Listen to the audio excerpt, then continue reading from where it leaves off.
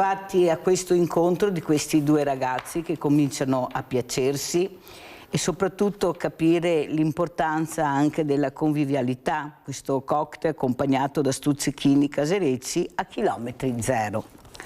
Tra questi assaggi dei pezzetti di carciofo, prodotto locale, da appoggiare sopra una fetta di pane tostato e accompagnare con qualche goccia di olio di oliva di pari alta qualità. In dialetto si chiamano castraure, questi carciofi che si coltivano a Sant'Erasmo, isola Orto di Venezia. Sono una prelibatezza. Ti piacciono? Leo annui, spalancando gli occhi in segno di grande apprezzamento, mentre ne divorava un pezzo adagiato su un crostino di pane.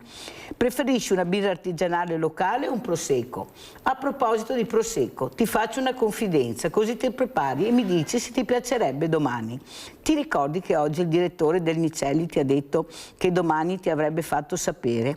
Ecco, mi ha appena scritto un messaggio dove mi dice che ci sarebbe la possibilità di andare a visitare la casa di famiglia dei Morandi, sulle colline UNESCO, vicino a Conegliano, proprio nel cuore della produzione del prosecco di OCG. Avrebbe combinato con una compagnia di volo che ha portato oggi dei clienti qui e domani mattina il pilota rientrerà alla base di Cortina d'Ampezzo da solo. Lui conosce bene gli attuali proprietari, il posto si trova a pochi minuti di volo da qui. Se a te va, il pilota avrebbe chiesto l'autorizzazione di atterrare con l'elicottero sulla loro piazzola, solo per lasciarci giù e proseguire. In pratica ci darebbe un passaggio gratis, poi noi rientriamo in treno. Io non ci sono mai stata, ma ho già guardato in internet e il posto mi sembra piuttosto bello. Ti andrebbe? Gli mostra il sito web. Certo che mi va. Il tramonto si mostra in tutta la sua bellezza. Facciamo anche le foto, ecco che vedete anche le foto, guardate che cielo, sono immagini bellissime. Allora, il tramonto si mostra in tutta la sua bellezza, amplificato dalle nuvole che si specchiano nella laguna.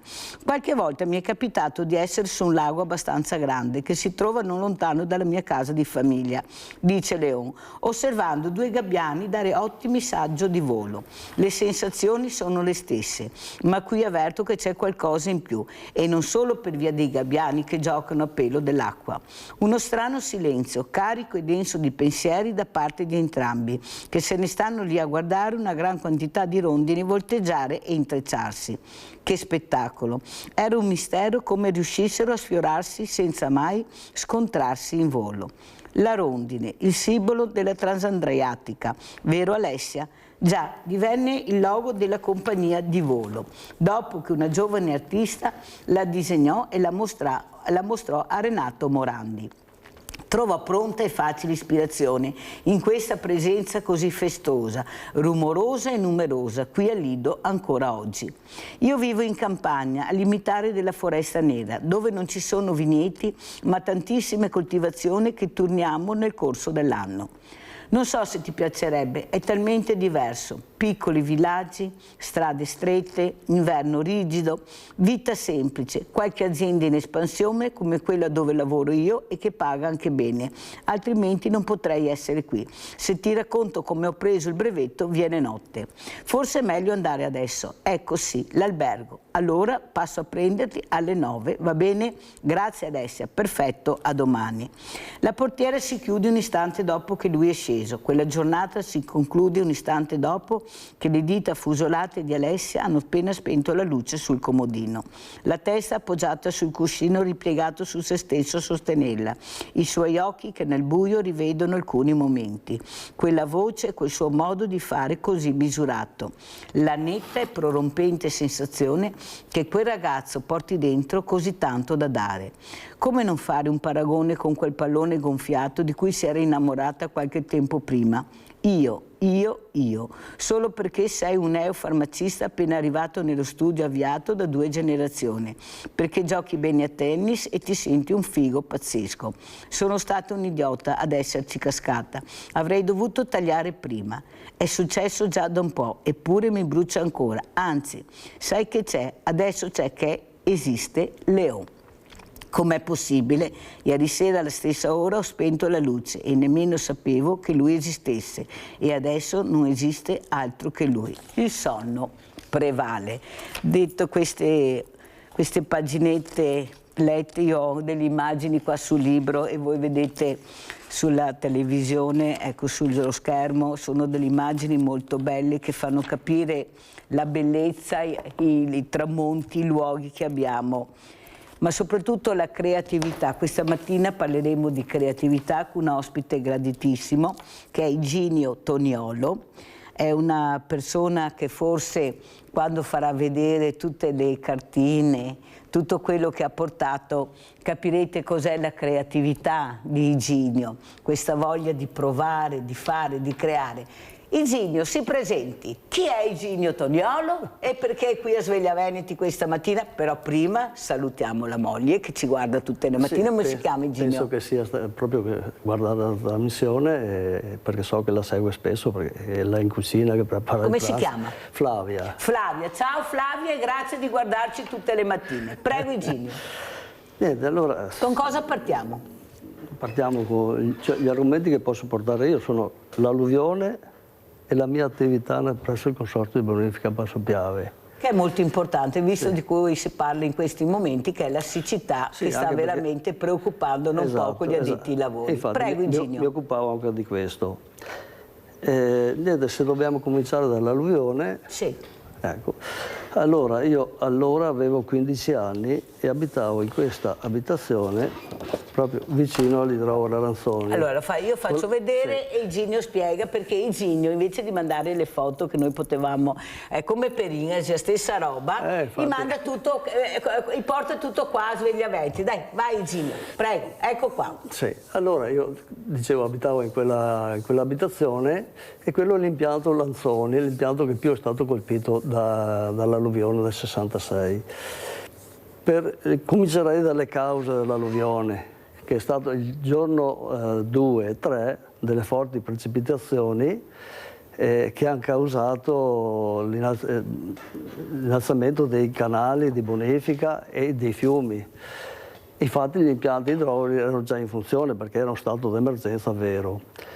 E questa è stata una causa. La seconda causa è stata un forte vento di scirocco che ha spinto il mare verso la costa, perché è un vento del sud, causando una marea di picco massimo 192 centimetri. Perciò se Venezia con 1 metro, 1,10 metri è già in crisi, figuriamoci voi? Con quasi 2 metri. Ha coinciso anche un forte vento di scirocco che ha spinto il mare appunto verso la costa e questo non ha reso proprio facile, diciamo, il deflusso dell'acqua verso il mare, perché è stata la causa principale dell'alluvione, che i fiumi hanno tracimato, diciamo. In più, spingendo appunto l'acqua verso la costa, tutto il litorale dalla foce di Livenza. Ecco qua. Ecco, tutto il litorale dalla foce di Livenza fino alla foce del Sile, sia il moto ondoso che la marea alta hanno oltrepassato, diciamo, la spiaggia, invadendo così gli alberghi, negozi, perciò strade. All'interno è stato tutto alluvionato, giusto? Tutto il litorale, dal Cavallino appunto fino a Livenza, al Porto Santa Margherita. Trattandosi di acqua salata, poi quest'acqua è scesa verso la campagna e ha causato dei danni perché è acqua salata. Ha bruciato tutto. Ma questo non c'entra con l'alluvione, è acqua salata. L'alluvione appunto il giorno 4, che era già un'emergenza vera e preoccupava appunto il fatto che i fiumi continuavano a alzarsi di quota, no? Tanto è vero che la notte, fra il 4 e il 5, c'è stata la rottura di entrambi gli argini del Piave. In destra Piave all'altezza di Sanson di Piave, in sinistra Piave a Negrisia, in quella zona là. Allagato tutto? E là appunto poi c'è stato tracimato il collettore Brian, che è un canale, diciamo, che raccoglie tutte le acque scaricate dall'idrovora in sinistra Piave. Inoltre Livenza, poco più su di Mota, anche là c'è stata una rottura. Tutta quest'acqua che è uscita da questi fiumi ovviamente è scesa verso il basso.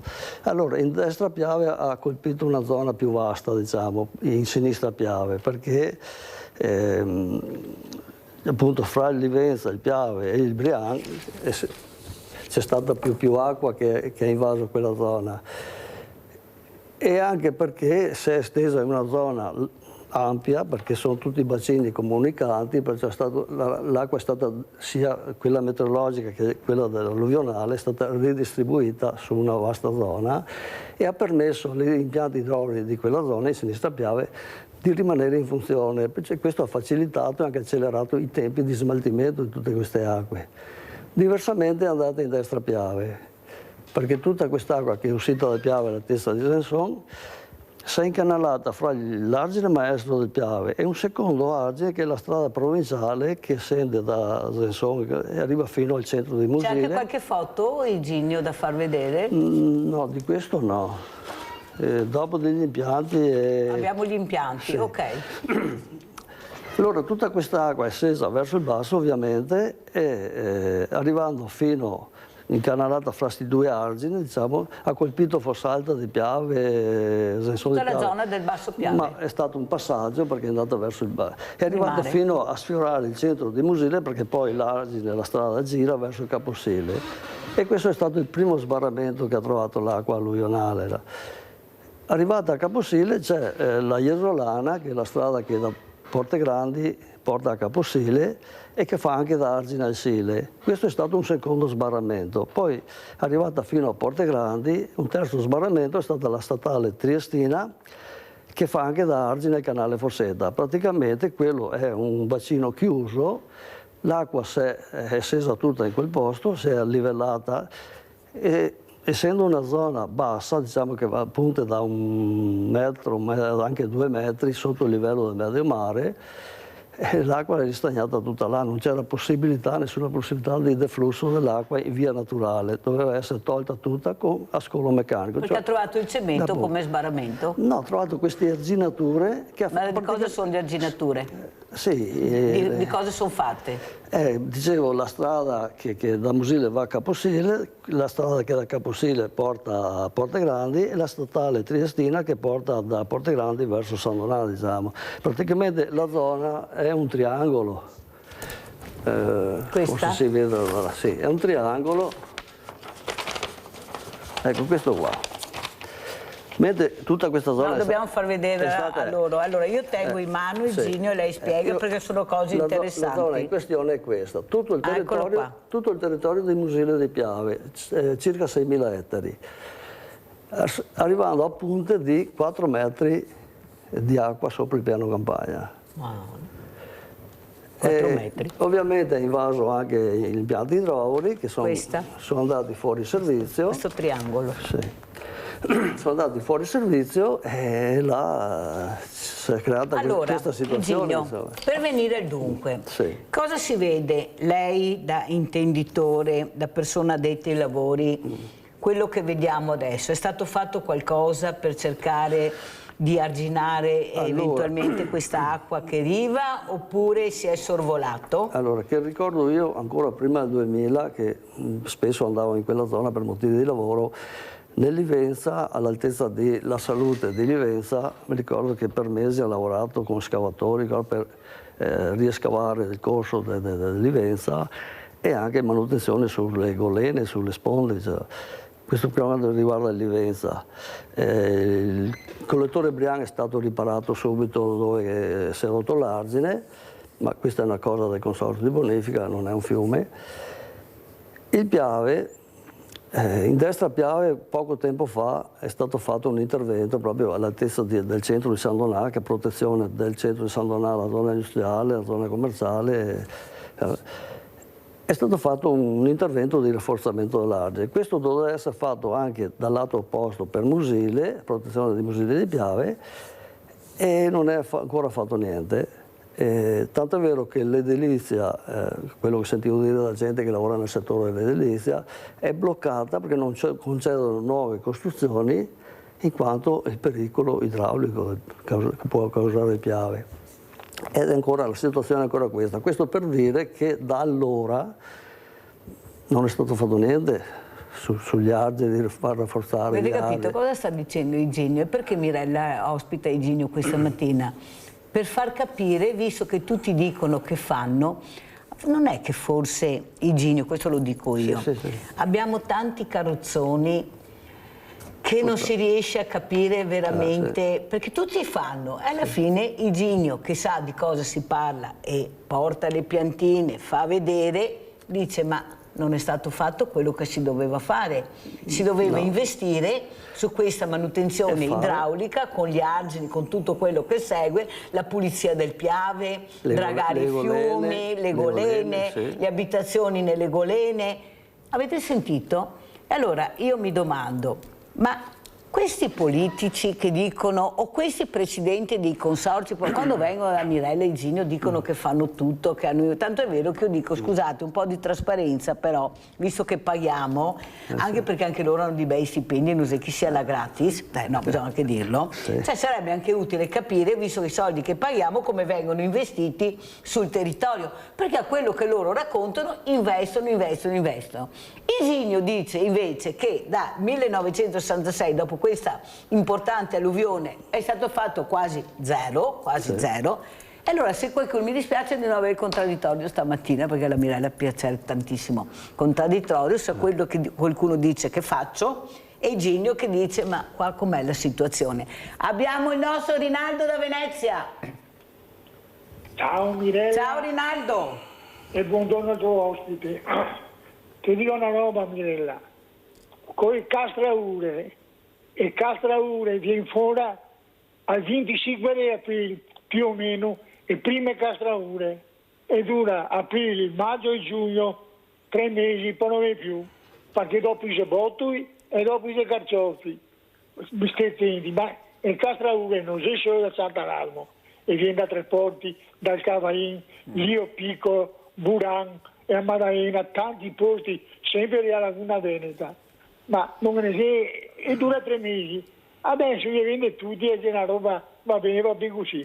E dopo che dico a questo signor qua, mi sono veneziano con abbastanza anni, 66, l'avevo vissuto, oggi ero arrivato con la barca piena da 90 quintali di roba. Come che riva come al solito. Però sentiamo che ci con una roba alta, saremo già che doveva venire la alta, ma non in che maniera. Ho fatto tempo in Garden, su zone, va bene, andare a bere il caffè dai mini in bar, sul mercato di Rialto, e l'acqua che su un quarto d'ora, la è cresciuta talmente tanta che se non vanno fuori con un coltello da fondi a tagliare corde, me ne baldo completamente, per dire cosa che aveva fatto nel 66. Aveva fatto strage, e non è giusto che vogliate sul basso Piave, con chi po' di danni che è lui, non gli ha fatto niente. Ed è roba che non si può neanche parlare. Chissà quanti che salta su carella se si vede la trasmissione che dice no, abbiamo investito. Ma abbiamo fatto cosa? In bagno gli ha fatto, cosa gli ha fatto? Mirella, non stai badando, non è vero niente. E pare che Piave è un fiume che ha portato, e ha fatto di tutto il Piave, e ha fatto nascere Venezia, quella roba che ha portato giù, come il Cile, sa quante pietre che ha portato giù il Cile per i veneziani, a milioni di pietre. Se ti ricordi che nei 50 che c'era i Burgi che partiva da dove che si biondi, partiva e veniva a Venezia. Mirella, a questa gente qua che vive gente che lavora sulla terra, che ne va a bagnare, non è giusto. I per danni non enormi, ancora di più.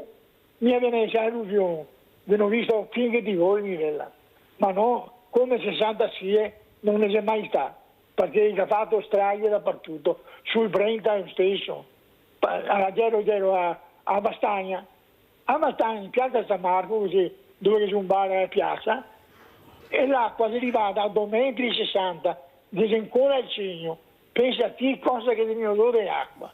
E è giusto questa gente qua, dopo gli anni che deve passare, non gli ha fatto niente, è una vergogna. Comunque era tutta la mia solidarietà, so cosa che vuol dire vivere sull'acqua, ed è una roba che non dovrei mettere a posto queste robe, no, è tante robe che non mi interessa. E la gente come gli altri, era che terra, intera, per interessare a terra, stava lì roba da terra, carciofi, quello che vuoi, frutto, verdura, tutto. E dopo c'è una miseria, vivere da un mercato, sta 80 anni in mercato. In mercato, chi che c'è paschesi è commerciante che la vende, perché quello non fa niente e c'è la provvigione. E c'è più del contadino che la Grazie Rinaldo, fammi andare avanti perché è importante, visto questa siccità, la paura veramente quando c'è tanta siccità. Poi anche ieri sentivo specialmente i diversamente giovani Gini hanno una fifa e dico mamma mia sto caldo anomalo, cosa succederà? Perché loro hanno provato cosa vuol dire l'alluvione, bisogna provare per capire. Allora andiamo a vedere questo servizio di Dio ti salvi Perin, proprio alluvione Piave 66 e bacino grave Ciano. Andiamo a vedere.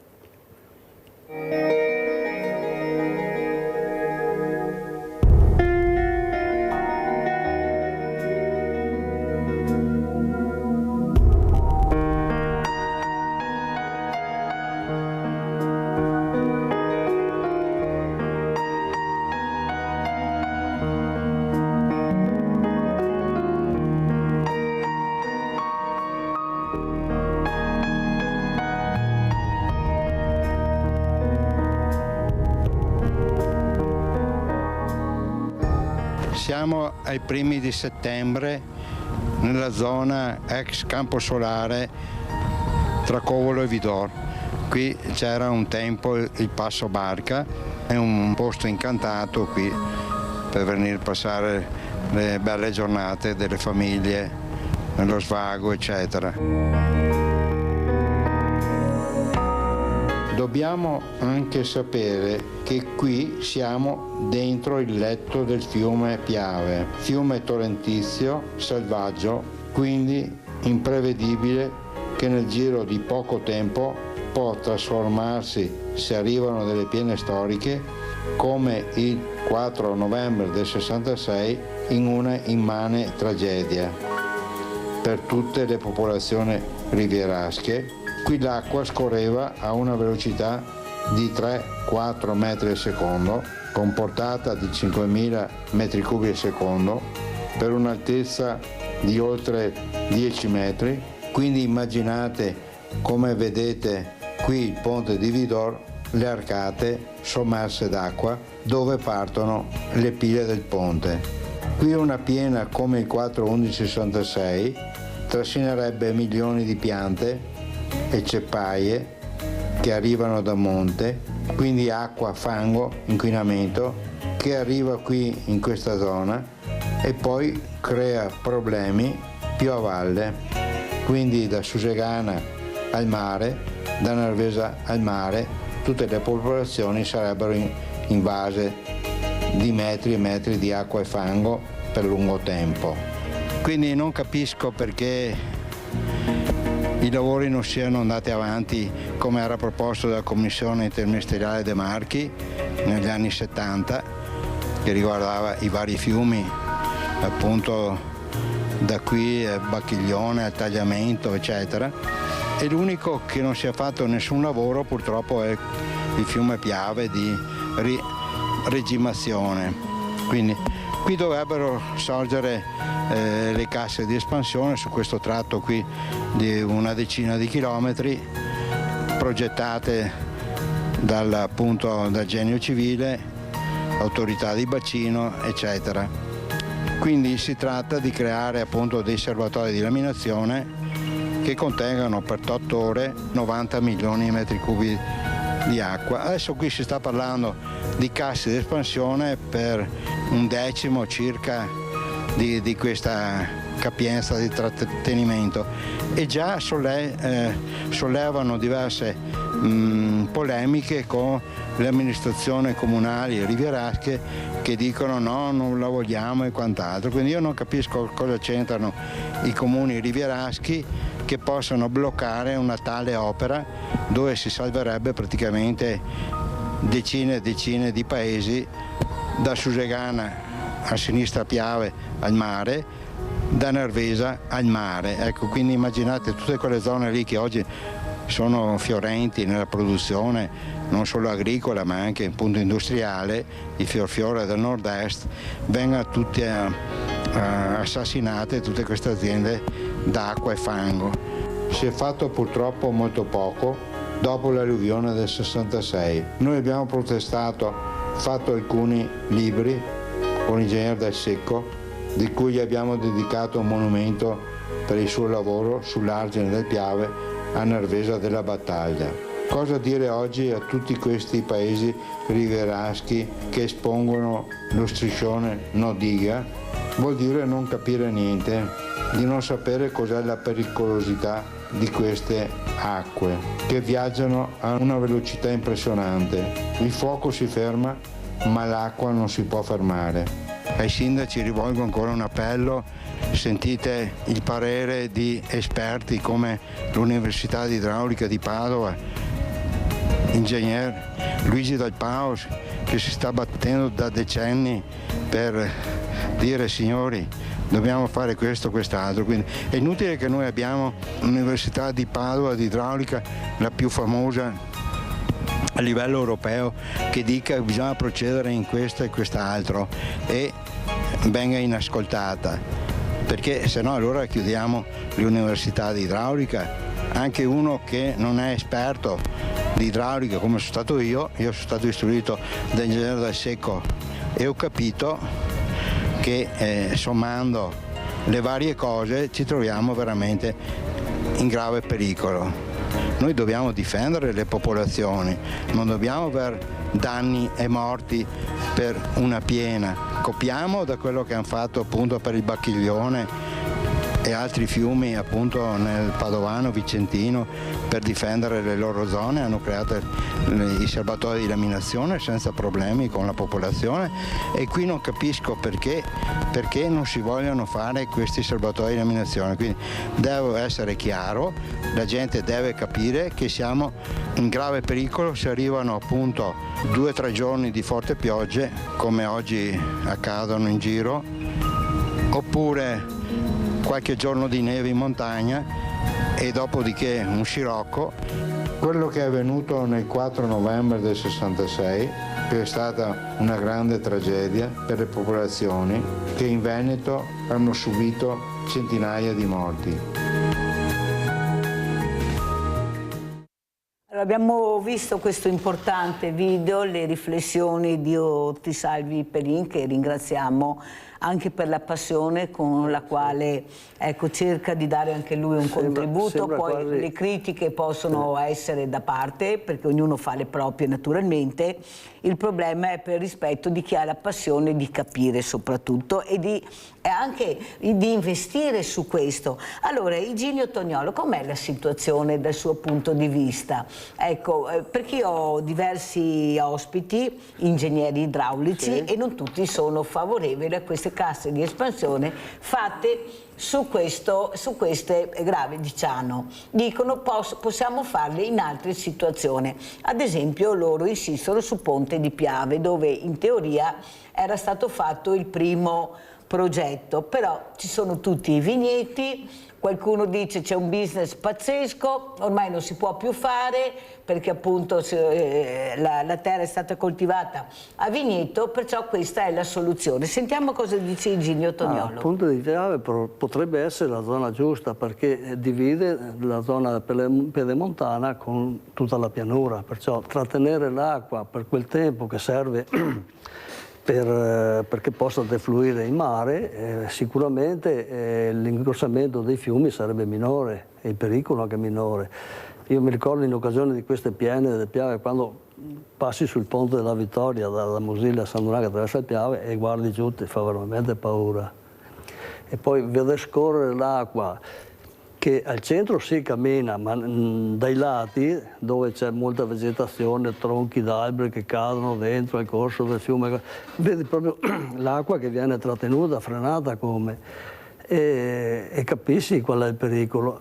Allora, scusi, era in occasione del 50° dell'alluvione, avevo partecipato a un convegno proprio sull'alluvione. E ho sentito un ingegnere che diceva, ma tutto sommato, da quando è stata fatta la bonifica, cioè ai primi anni del 1900 diciamo, fino ad oggi si è verificata una volta sola in 50 anni. Basta io. Poi ha detto, passeranno altri 50 anni, anche se viene un'alluvione ogni 100 anni, io non la penso così, cioè bisogna far sì di evitare. Prevenzione. Di evitare questo, no? Se capita ogni tanto è un danno minore. Questo l'ha detto un ingegnere idraulico? Sì, un ingegnere che conoscevo, insomma, aveva fatto questa considerazione. Diversamente l'amico Perin sembra quasi una mania la sua, perché proprio io ho avuto occasione, lo conosco da anni ormai, di parlare spesso con lui, anche visitare queste zone che lui descrive come pericolose. Ma non è una mania la sua, è veramente una preoccupazione che ha del fondamento. Perché sa cosa potrebbe succedere. Esatto. Però c'è questo inghippo sulle grave di Ciano.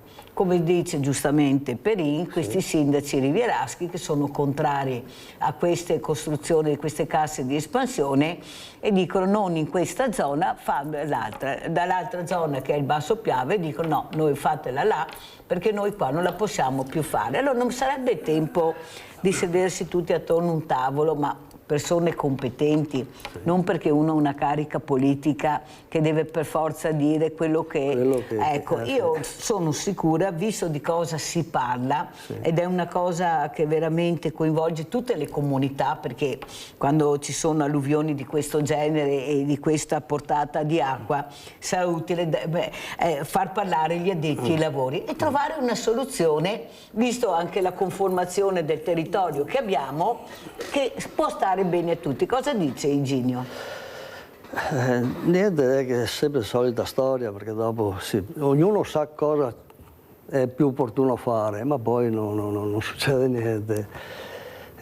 Appunto, poi si arriva... Lei dove farebbe le casse di espansione, proprio conoscendo il territorio? Allora, come dicevo, la zona è divisa in due, diciamo, del Veneto, c'è la montagna, la pedemontana e la pianura. Per salvaguardare la pianura bisogna logicamente farla a monte, no? Il Ponte di Piave potrebbe andare bene perché è anche una zona ampia. Comunque, indipendentemente da dove si può... Sì, indipendentemente da dove si può fare, l'utilità di questa opera, questo è il punto, perché trattiene l'acqua a monte e a valle arriva più gradualmente, diciamo, arriva sempre la stessa acqua, ma in modo graduale e si può regimare, farla scendere regolandola, insomma, questo è il punto. E invece oggi la situazione è ancora quella del 66. E non ne vieni fuori?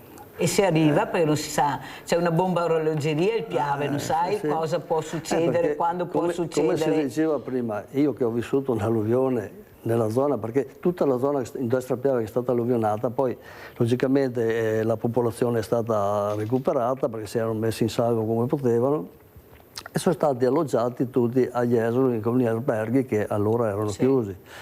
E io sono rimasto là con la mia famiglia, siccome eravamo vicini alla strada, avevamo una barca, mio padre ha deciso di rimanere là e ci siamo ritirati al piano superiore. Perciò per dire che l'alluvione l'ho vissuta in diretta sul posto, dal primo all'ultimo giorno. L'ultimo giorno si parla di 40 giorni per smaltire tutta l'acqua che c'era in quella zona, perché è stata, cioè, sono dovuta togliere tutta con pompe. Perciò ci vuole tempo? Perché non c'era altra possibilità, avevano anche tagliato la strada per far uscire, da questa foto poi si può vedere, perché l'acqua potesse defluire. Allora apriamo anche la piantina, ecco qua. Facciamo che così si vedono. La situazione all'impianto dopo l'alluvione, si vede che erano state messe pompe d'emergenza per aiutare appunto l'impianto. In questa foto proprio si vede dove è stata tagliata la strada per far sì che l'acqua uscisse. Perché la alziamo, che così vedono. Che l'acqua potesse uscire per via naturale e entrare in Sile. Questo è servito per 2 o 3 giorni, poi Sile manteneva ancora una quota alta e praticamente si è livellato il corso e hanno dovuto richiudere in fretta l'argine. Abbiamo Claudio da Marano Vicentino. Vai Claudio, poi ritorniamo a vedere queste bellissime piantine. Vai Claudio. Sì, ma io volevo solamente dare un consiglio. Sul Ponte dei Alpi c'è un'area enorme che si potrebbe mettere una cassa d'espansione anche a. Invece di fare una grossa cassa d'espansione dove sono le grave, se ne fanno tante di piccole lungo il Piave. E allora si accontenta sia chi vuole le piante e sia chi vuole la sicurezza. Una cosa a metà, no? Buona giornata signori. Grazie Claudio, abbiamo sentito anche la proposta di Claudio, prego Iginio. La proposta può essere valida anche questa, perché vai a creare gradualmente uno sbarramento, e cioè questo rallenta poi il deflusso verso pianura. Per carità, tutto può servire. L'importante sarebbe fare qualcosa, ecco, quello è agire invece che parlare, agire. Ma il problema è che, vede Iginio Tognolo, noi siamo un gran paese, siamo un paese di creativi, abbiamo dei geni incredibili. Il problema è che ormai l'interesse, il business ha superato il buon senso. Basta vedere le guerre. Cosa servono le guerre? Distruzione, per poi ricostruire. Il problema è che perdi una parte della tua storia, della storia di popoli con queste guerre. Ma chi se ne frega? L'importante è il business. Far vedere chi è il più forte, chi comanderà il futuro. Ma allora io mi domando, ma allora la popolazione che potere ha? Perché ecco, paga le tasse, delega le persone per prendere decisioni importanti per il bene del paese, per far sviluppare l'economia del paese, ma vediamo che invece le cose non vanno in questa maniera, dove le cose, i soldi, pensate ai fondi del PNRR che dovremmo restituire se non riusciamo veramente a far capire che abbiamo presentato dei progetti validi, che non li abbiamo ancora presentati. Cosa avremmo potuto fare con tutti quei soldi? Dove sono andati a finire? Io vorrei che qualcuno venisse qui a Sveglia Veneti e dicesse: questi fondi del PNRR dove li ho impiegati? Quali progetti ho portato? Perché non ho portato altri progetti? Anche perché come ripeto, i soldi del PNRR erano stati destinati quasi tutti al terzo settore, poi sono stati deviati. Invece di deviarli su cose che magari adesso vediamo che fanno fatica a partire, perché non li hanno deviati su quella sicurezza del territorio che abbiamo proprio i raccordi idraulici che sono veramente dei colabrodo, una perdita di acqua pazzesca continuamente tutti i giorni. Perché non vengono qua a dare la trasparenza sui fondi che il governo ha ricevuto e dove li ha impiegati? Pubblicità.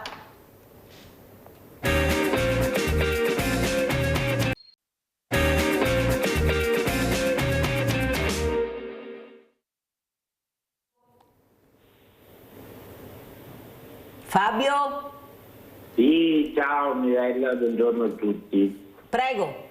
Allora, tu hai chiesto dove sono andati a finire i soldi del PNRR.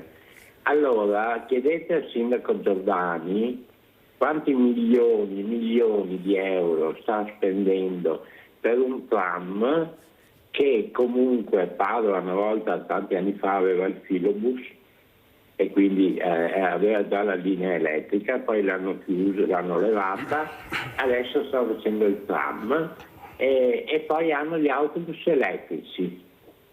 Allora io mi chiedo, ma se hanno gli autobus elettrici, a cosa serve il tram? Che poi non è un tram quello, non è un tram, il tram ha 2 rotaie, quello ne ha una che serve solo per dare la corrente, quindi non è un tram.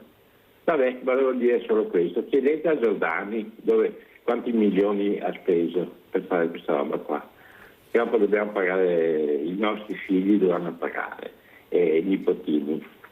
Ok, ciao Mirella, ciao a tutti. Ciao Fabio, grazie della telefonata. Ecco, come commentiamo, Iginio, questi soldi appunto, mentre le opere idrauliche, lei fa parte del consorzio di bonifica, si è interessato? Allora vediamo Facevo parte. Prego. Perché sono in pensione dal 2009. Però ormai. sa di cosa si parla. Cosa fa questo consorzio di bonifica? Allora, la funzione del consorzio di bonifica sul territorio è prosciugamento e irrigazione. Queste sono le 2 principali. Prosciugamento e irrigazione. Perché dove ci sono gli impianti e dove che opera il consorzio si tratta sempre Vediamo qualche impianto, Iginio. di zone, ecco, questo è una foto originale ancora. Guardate la foto originale, eccola qua. Prego, la spieghiamo Iginio, questa foto allora. Sì, appunto questo è l'impianto idrologo Lanzoni, quello che è maggiormente colpito con l'alluvione, che è andato fuori servizio perché è invaso dall'acqua, che poi prontamente, bisogna dire il vero, allora sono stati fatti interventi tempestivi per prosciugare la macchina e rimettere in funzione le macchine perché l'acqua aveva coperto tutto perché allora. si sapeva che quello era l'unico modo per smaltire tutta quell'acqua. Poi sono state installate anche pompe d'emergenza all'esterno e insomma è stato fatto un lavoro tempestivo. E qui cosa stiamo vedendo? E questa è una foto dell'inaugurazione di questo impianto, praticamente si vede. Correva l'anno? Questo impianto è entrato in funzione nel 1930. 1930 hanno fatto l'impianto. Questo probabilmente è stato il primo avviamento che si vede l'acqua. Guardate anche la pompa sì, con l'acqua, guardate che belle foto che ha portato. Oggi fai da te invece di avere, andiamo ancora col bianco e nero con la foto originale, guardate che bello che è però. Allora, questo consorzio di bonifica che cercava anche lui di... Allora, io ho fatto parte appunto del consorzio di bonifica Basso Piave, appunto perché operava nel territorio Basso Piave, circa 60.000 ettari, il territorio comprendeva 20 comuni. E gran parte di questo territorio era sotto il livello del mare, cioè, allora la prima funzione era quella di prosciugamento, mantenere all'asciutto tutte queste zone e proprio in questo periodo di siccità per 3 mesi mediamente eravamo impegnati per l'irrigazione, cioè altri impianti che prelevavano l'acqua dai fiumi e dai canali venivano immesse nelle canalette o canali secondari o condotte sotterranee, questi erano i sistemi di irrigazione, per portarla a tutti i punti dove l'acqua era richiesta. Queste erano le 2 funzioni del consorzio. E il consorzio allora, ai miei tempi, era molto attento a queste cose. Io ritengo di aver fatto parte di un'azienda di prestigio, cioè avevo dirigenti, ingegneri di alto livello. Sì, che prima di tutto veniva la funzione che aveva il consorzio e un'altra cosa, molto attenti a come spendevano i soldi dei contribuenti del consorzio. Perché già all'epoca si pagava la tassa in base alla superficie ognuno paga un tributo. Perciò erano molto attenti di come investire questi soldi che dopo dovevano fare anche loro una rendicontazione e spiegare cosa avevano fatto. Anche adesso era proprio perfetto. Appunto io quando sono uscito, che nel 2009 sono andato in pensione, era ancora consorzio di bonifica Basso Piave. Poi per effetto di una legge regionale è stato fatto il riordino dei consorzi, cioè cosa hanno detto i politici di allora, che sono ancora quelli che governano il Veneto, bisogna fare un riordino per... Come c'è ancora qui? Sì, allora quando è stato fatto nel 2010... 2010, vabbè, sì. 2010. Era finita l'era Galan, c'era Zaia, diciamo. Io a Democrazia Cristiana, e se no, fuori. Era prima questa. Però sta roba qua sta fatta con la Democrazia Cristiana? No, è stato fatto... Chi era questa, questa sì. Ecco. Si parla dell'era fascista, 1930. Io sto parlando, quando è stato fatto il riordino dei consorzi, questa è stata una trovata regionale, perché nelle altre regioni non è cambiato niente, che hanno detto per diminuire i costi e migliorare i servizi bisogna fare un riordino dei consorzi, cioè raggruppare di 20 consorzi del Veneto, farne 10. E questo è stato fatto dal 2010 e infatti il Basso Piave San Donà è stato accorpato con Portogruaro. Ma è stato un bene o un male, Ginio, a distanza? No, perché siamo curiosi adesso di capire. Perché una volta, diciamo, ora Ginio, una volta che abbiamo visto le foto di quello che è stato fatto, di quello che non c'era e di quello che è stato creato. Un po' dal fascismo, un po' dalla democrazia. Insomma, hanno fatto qualcosa. Adesso... vorrei delle foto per capire cosa hanno fatto anche. Abbiamo delle foto di quello che ha fatto la politica dal 2010 al 2026. Cioè non le abbiamo, ma le hanno fatto oppure non hanno fatto niente? Allora, dicevo prima che l'intento era questo, di migliorare il tutto, per contenere i costi e migliorare i servizi.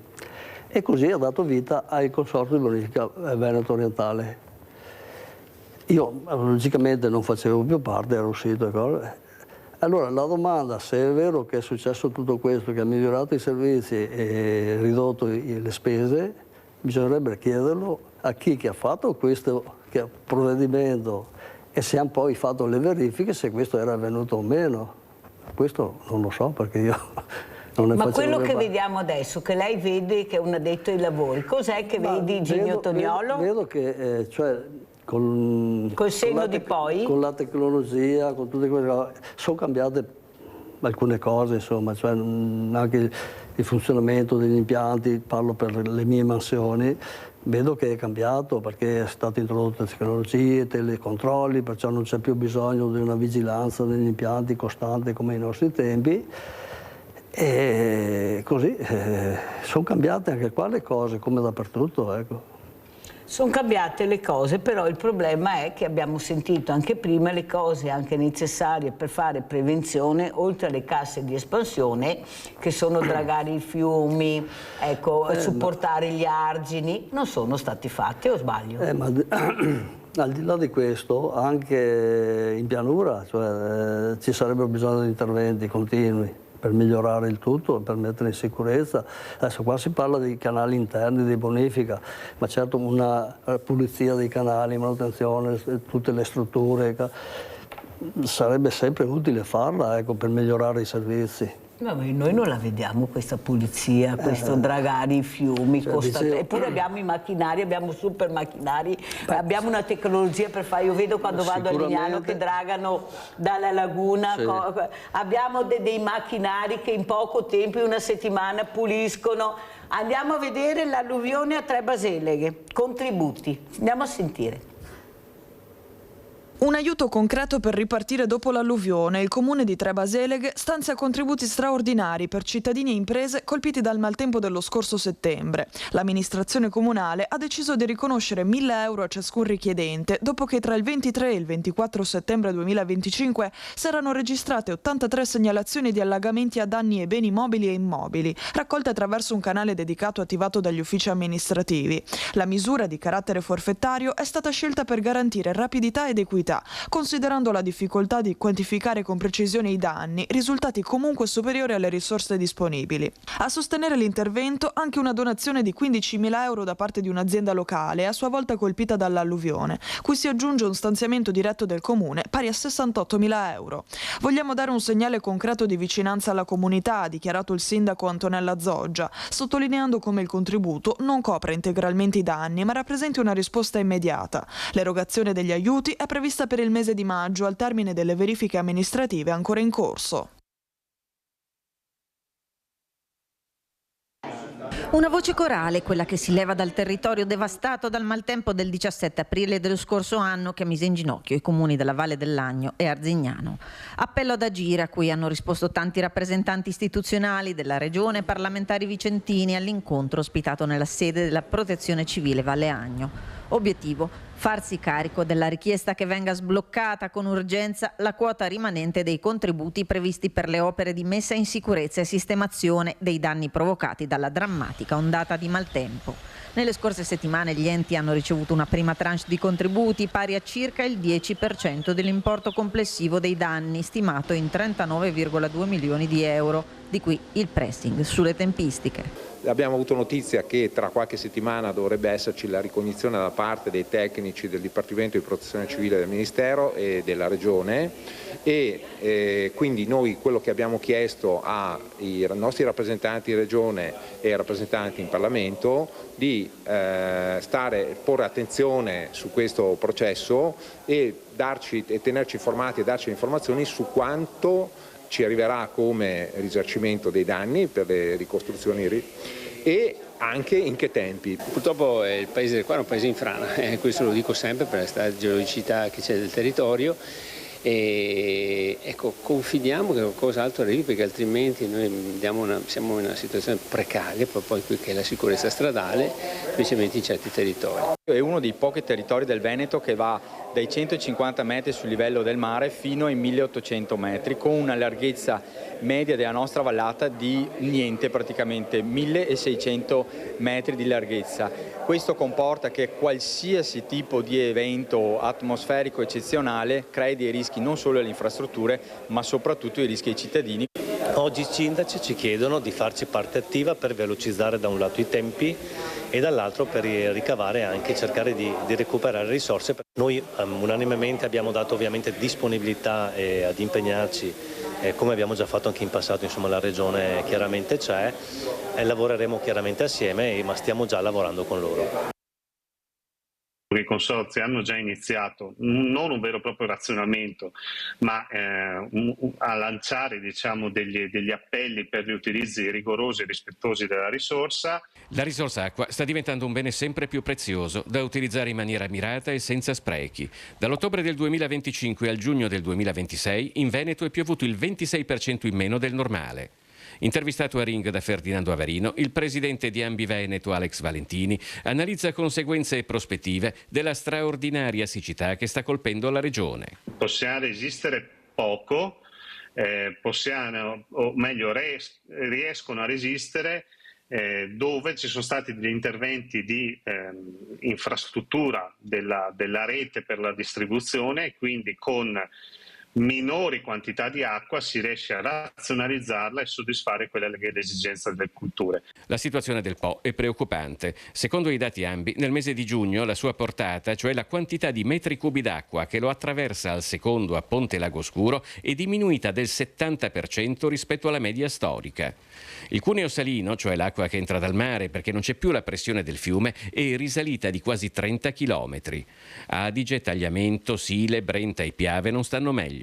L'Adige, che forse era quello che era più in uno stato di salute, la portata Boara-Pisani, quindi nel Polesine, è scesa a circa 65 metri cubi al secondo e anche qui quindi la risalita del cuneo salino comincia a farsi sentire, bloccando quelli che sono i prelevi per irrigazione, ma ricordiamo che da questa dipende anche le derivazioni per quanto riguarda l'utilizzo dell'idrico e quindi per l'utilizzo umano.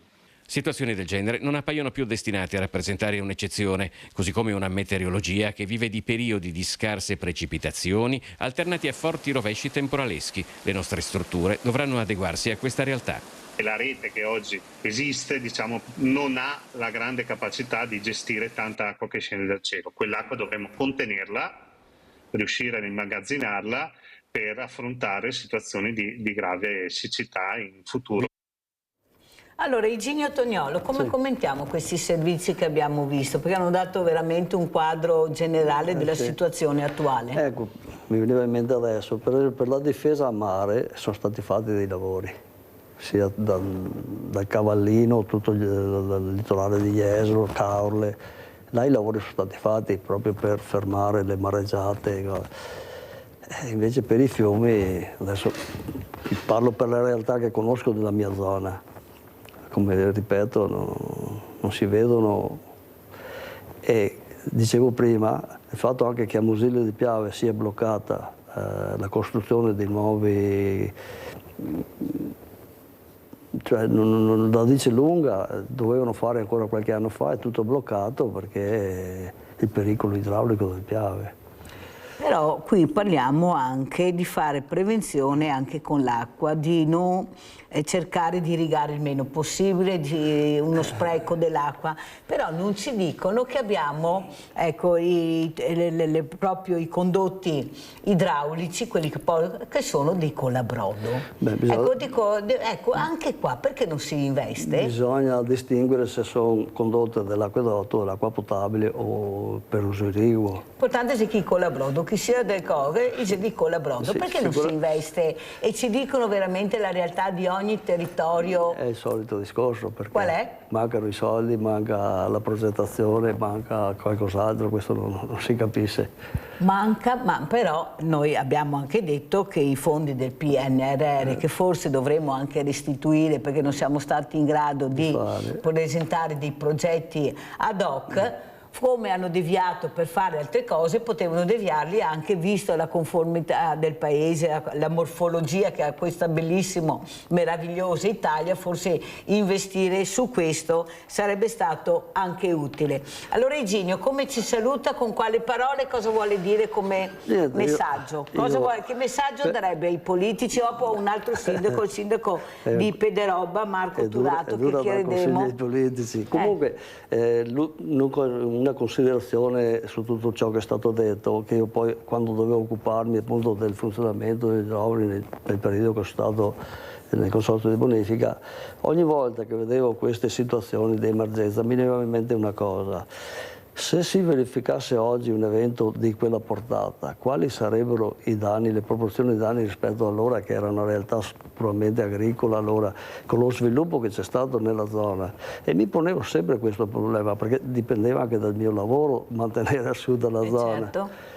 Perché adesso sarebbe totalmente diversa, insomma, la proporzione. Su questa di danni. siccità che lei vede, ecco, cosa fa notare? La siccità è dovuta al cambiamento climatico, anche all'agricoltura, cioè diciamo che adesso vedo le aziende agricole, almeno nella mia zona, che ricorrono meno all'irrigazione, semplicemente per una questione di costi, perché già il reddito in agricoltura è già, non dico che fa pari, ma è molto ridotto. Se si mettono anche là con i trattori ad irrigare, praticamente, ed è diminuito molto, cioè viene fatta con altri metodi, con i drenaggi, con queste cose qua.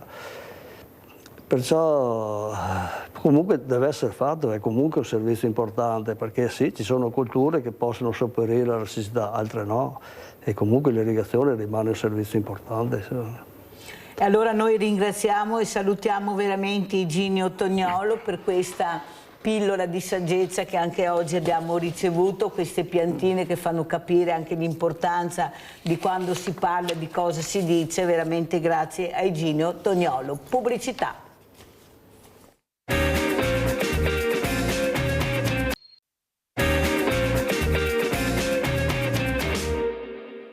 Il Friuli Venezia Giulia ha dichiarato da oggi lo stato di massima pericolosità per gli incendi boschivi su tutto il territorio regionale, ad eccezione delle aree escluse dalla normativa vigente. Il provvedimento, adottato dal Servizio Foreste dopo il confronto con la Protezione Civile regionale e il Corpo Forestale, arriva in seguito all'aumento dei roghi e alle condizioni climatiche favorevoli alla loro propagazione. Negli ultimi giorni le fiamme hanno interessato diverse zone della regione. Nel comune di Morrupino sono andati distrutti circa 20 ettari di bosco, mentre a Claudio la superficie percorsa dal fuoco è stimata in 45 ettari. Restano impegnati i soccorsi anche ad Andreis, Tramonti di Sopra, Forni di Sotto, Ampezzo e Sgonico. Questa mattina sono riprese le operazioni di spegnimento a Morrupino e Ampezzo con il supporto degli elicotteri. L'elevata disidratazione della vegetazione, le alte temperature e il vento stanno rendendo particolarmente complesse le operazioni di spegnimento, soprattutto nelle aree più impervie raggiunte da incendi provocati da fulmini. Con l'entrata in vigore del decreto scattano anche i nuovi divieti: vietato accendere fuochi, bruciare residui agricoli e forestali, utilizzare apparecchi a fiamma libera fuori dalle aree consentite, far esplodere fuochi d'artificio o impiegare strumenti che possano generare scintille vicino alla vegetazione. Le sanzioni previste dalla legge vengono raddoppiate con importi fino a 2.000 euro. Contestualmente il Corpo Forestale regionale ha disposto il rafforzamento dei servizi di sorveglianza e prevenzione su tutto il territorio fino alla revoca dello stato di massima pericolosità. Saluto e ringrazio Marco Turato, sindaco di Pederobba, di essere con noi, grazie sindaco. Saluto anche l'avvocato Rodolfo Nesci, legale Associazione Italiana Familiari Vittime della Strada, grazie avvocato anche a lei di essere qui. Parleremo di incidenti stradali naturalmente con l'avvocato Nesci, ma soprattutto questi numeri che impressionano, anche quelli sulle moto. Purtroppo, nonostante abbiamo i mezzi, abbiamo una tecnologia avanzata, però non se ne parla. L'Europa ha detto che non è un problema che è all'ordine del giorno, questo airbag obbligatorio anche per i motociclisti, li abbiamo ma li mettiamo là e intanto i ragazzi muoiono, e non solo i ragazzi. Però continueremo, parleremo subito dopo appunto con l'avvocato Nesci, andiamo però dal sindaco Turato. Allora sindaco, tanti problemi, zone che potrebbero allagarsi e abbiamo visto cosa può succedere. Abbiamo sentito anche da un addetto ai lavori, gli incendi, i morti, qua non ci facciamo mancare niente. Il problema è che bisogna investire, non si riesce a capire perché non si investe per il bene della comunità, ma si fanno opere gigantesche, a volte che non riusciamo neppure a capire che senso hanno. Io dico sempre che molti politici hanno i 5 sensi, ma a qualcuno manca il buon senso, che è quello di capire come investire i soldi nel proprio territorio, perché li abbiamo delegato per fare questo, non è che li abbiamo delegati per fare gli interessi di qualcuno. Prego, sindaco Turato. Allora, innanzitutto buongiorno a voi e buongiorno ai telespettatori. Nel mio piccolo, in tal senso, la più grande opera che ho fatto nel mio territorio riguarda proprio una vasca di laminazione per evitare che il centro abitato di Pederobba venga colpito da queste ondate che portano disagio alla cittadinanza, allagando case e scantinati. È un'opera che abbiamo speso 1.700.000 euro attraverso dei bandi che siamo riusciti a intercettare. La tutela dell'ambiente, secondo me, al giorno d'oggi, visto e considerato il cambiamento climatico in atto, deve essere al primo posto per chi amministra un territorio, e non le nascondo la preoccupazione che attraversiamo, specialmente noi che abbiamo anche un territorio prevalentemente montano, che può colpire sia dal punto di vista idraulico ma anche per quello che riguarda gli incendi, e qua gioco forza deve fare la differenza nel senso civico delle persone. Sindaco, però noi abbiamo tanti enti che dovrebbero occuparsi di questo, investire su questo. Tutti dicono che fanno, poi sentiamo gli addetti ai lavori che dicono ma tutto sommato non vedo tante cose utili fatte per la salvaguardia del territorio. Lei cosa dice? Oppure abbiamo dei carrozzoni inutili strappagati? Ma guardi, per quel che mi riguarda, per quel che riguarda il nostro territorio, le posso assicurare che gli enti preposti hanno avuto un occhio di riguardo nel passato e nel presente. Certo è che nel futuro non bisogna abbassare la guardia, ma stare ben attenti a ciò che succede morfologicamente nel nostro paese e cercare di evitare quelle situazioni gravi che talvolta ci colpiscono e che abbiamo l'obbligo di parare il colpo, tra virgolette. Però è anche vero, Sindaco, che lei ha detto una cosa importante, ha detto io ho fatto questa cassa di laminazione per contenere l'acqua. Allora sto pensando, ma se tutti avessero fatto, questi comuni, una cassa di laminazione, non saremmo adesso al punto di non capire cosa sta succedendo. Non voglio fare questo impianto così impattante, parlando delle Grave di Ciano, che hanno tutti questi comuni rivieraschi hanno detto no, però non lo posso fare neppure da un'altra parte perché ci sono i vigneti. Lei cosa dice, Sindaco? Allora, nel caso specifico sono anch'io coinvolto parzialmente per quel che riguarda le casse di espansione di Ciano. È un'idea mia personale che, visto e considerato che stiamo parlando del Piave e come comune rivierasco lo conosco bene, penso, anche se non sono del mestiere, che il Piave in questo senso dovrebbe essere drenato e pulito da monte fino a valle.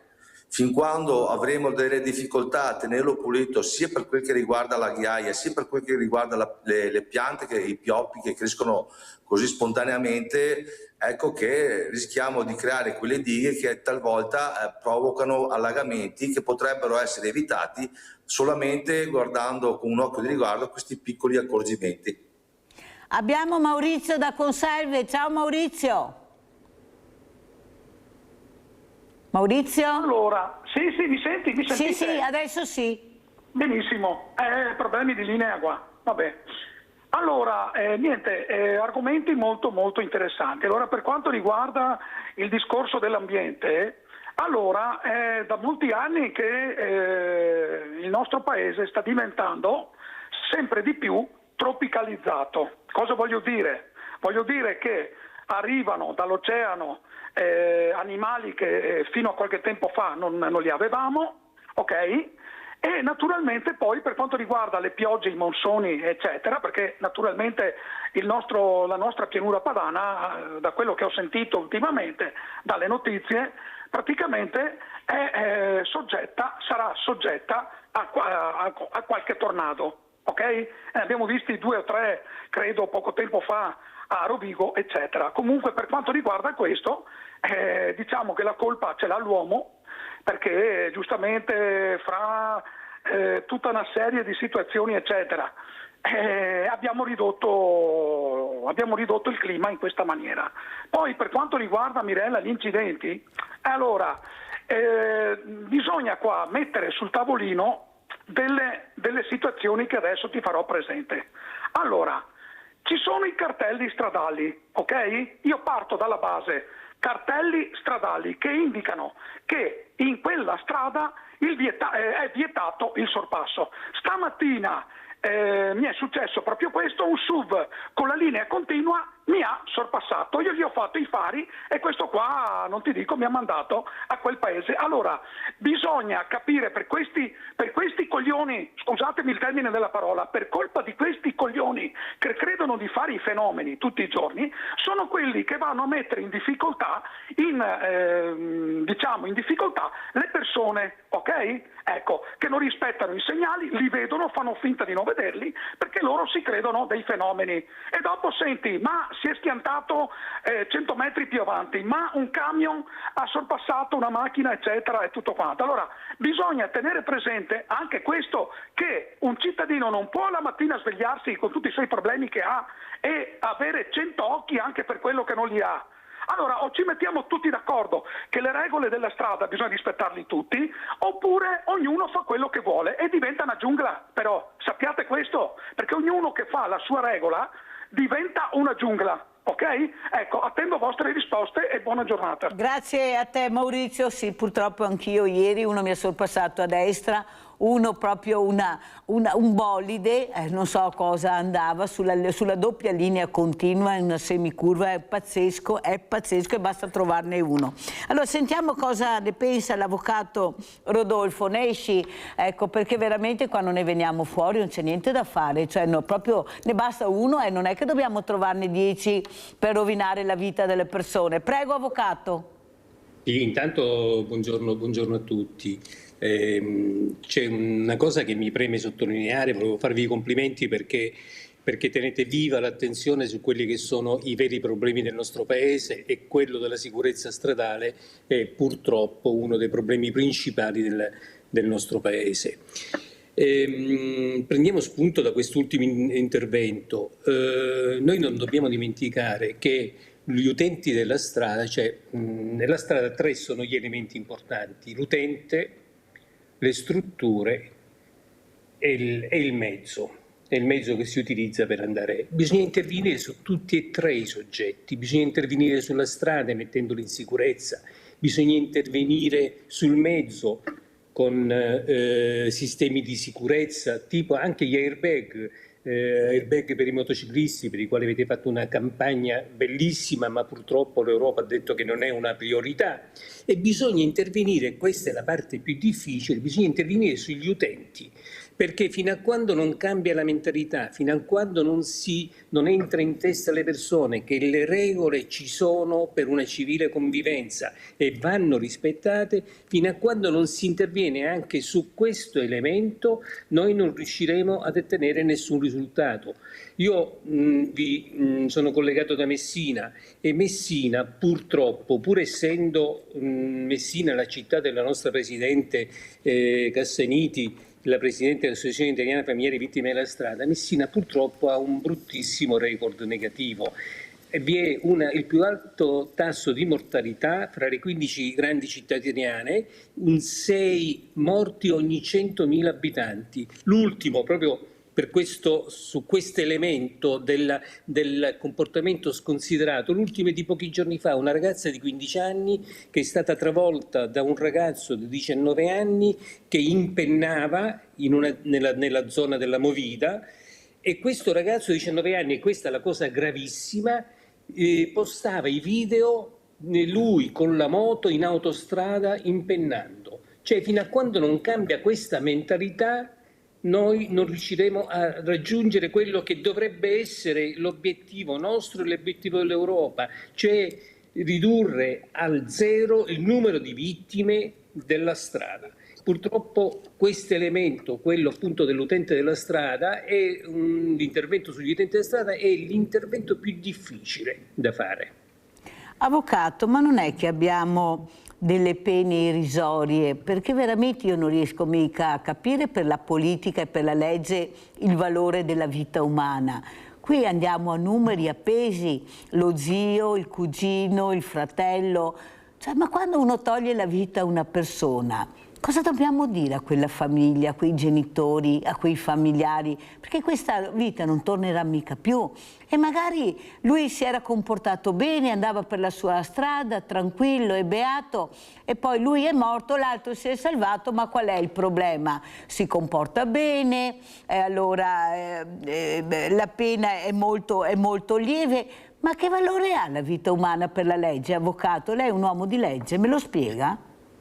Vede, il valore della vita umana va visto più che dal punto di vista legale, va visto dal punto di vista sociale, perché nel momento in cui un ragazzo si comporta in questo modo e riceve l'approvazione, perché purtroppo lui postava i video sui social e riceve l'approvazione di un numero incredibile di persone, e addirittura in questo caso abbiamo il padre che si vantava dicendo è tutto suo padre.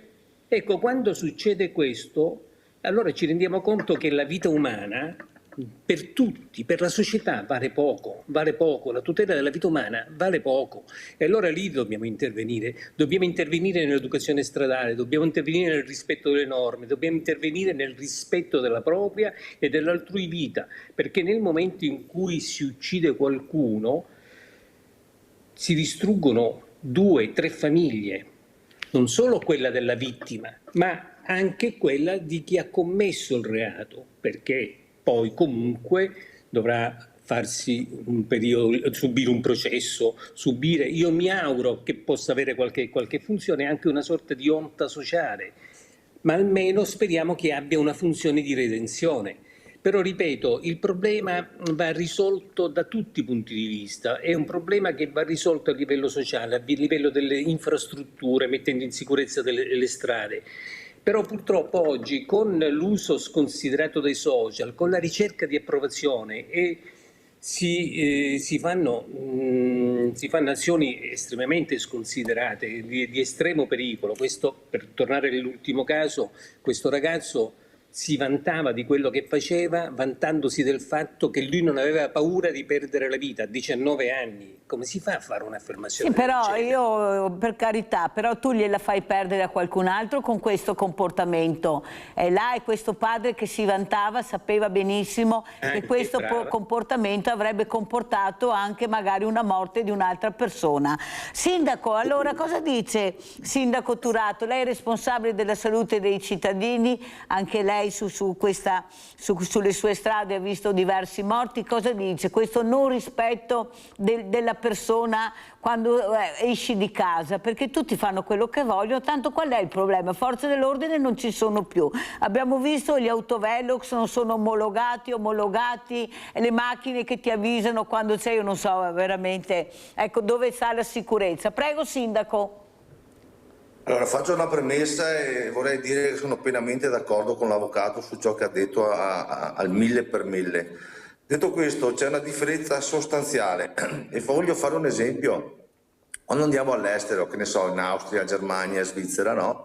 E ci troviamo di fronte a delle indicazioni stradali, cartelli stradali con limiti di velocità, li consideriamo degli obblighi. Non capisco perché in Italia li consideriamo solo un consiglio. Quando andiamo all'estero, no? Quando c'è il cartello di limite di velocità 80 all'ora, tutti vanno a 80 all'ora e non c'è verso. Dopodiché, quando si rientra in Italia, anche se è scritto 80 all'ora, magari quel cartello non viene rispettato. Il senso civico parte dalla base. Secondo me dovremmo iniziare a seminare nelle scuole, partendo dalle scuole primarie, e insegnare ai bambini cos'è innanzitutto il valore della vita, perché è la prima cosa, e in seconda cosa il valore della vita altrui, perché qua parliamo della nostra vita e della vita altrui. Senza il rispetto delle regole mettiamo a rischio la vita degli altri che magari non hanno colpa, e mettiamo a rischio la nostra vita, perché poi una volta che siamo morti noi, chi piange e chi rimane? Di conseguenza dovremmo avere quel senso di vita e valore della vita, di rispetto della vita propria ed altrui, che ci porta a seguire le regole. E quando c'è scritto un divieto di velocità, un limite di velocità, scusate, dobbiamo sempre pensare che è un obbligo, non è un consiglio, è un obbligo, e se c'è l'obbligo c'è un motivo perché c'è questo cartello.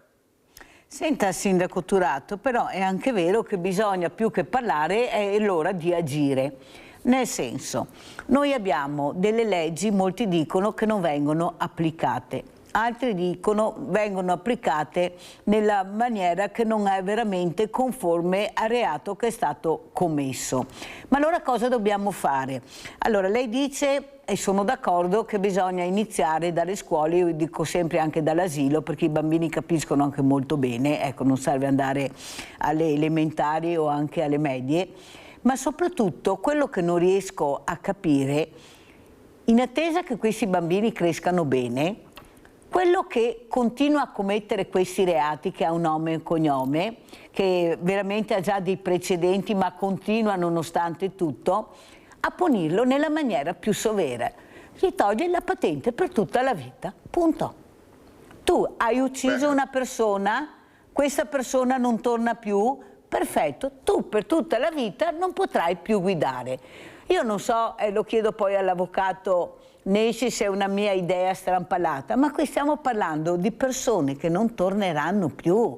Ma chi se ne frega dei 10-15 anni? Questa persona non tornerà più, gli è stata negata la vita.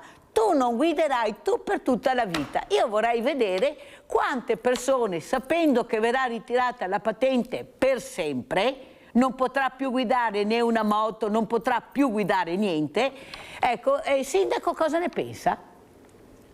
Beh, sono d'accordo con te, nel senso che le pene dovrebbero essere ben dure, in tal senso, perché è un omicidio, seppur colposo, ma è un omicidio quando purtroppo perde una vita una persona, e di conseguenza non dovresti più essere un pericolo per la comunità.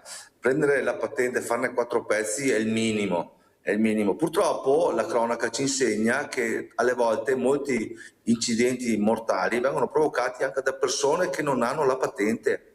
Capisci qual è il problema?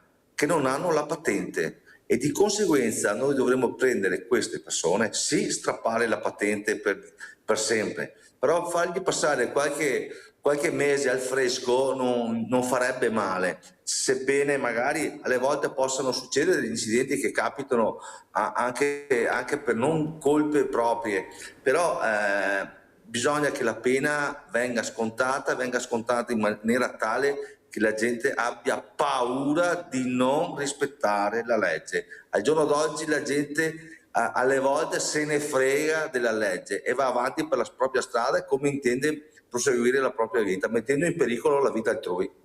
Sentiamo anche l'avvocato Rodolfo Nesci. Avvocato, ecco, non vorrei interpretare male il mio pensiero, nel senso che si guarda caso per caso e come è stato commesso questo omicidio stradale. Prego, avvocato.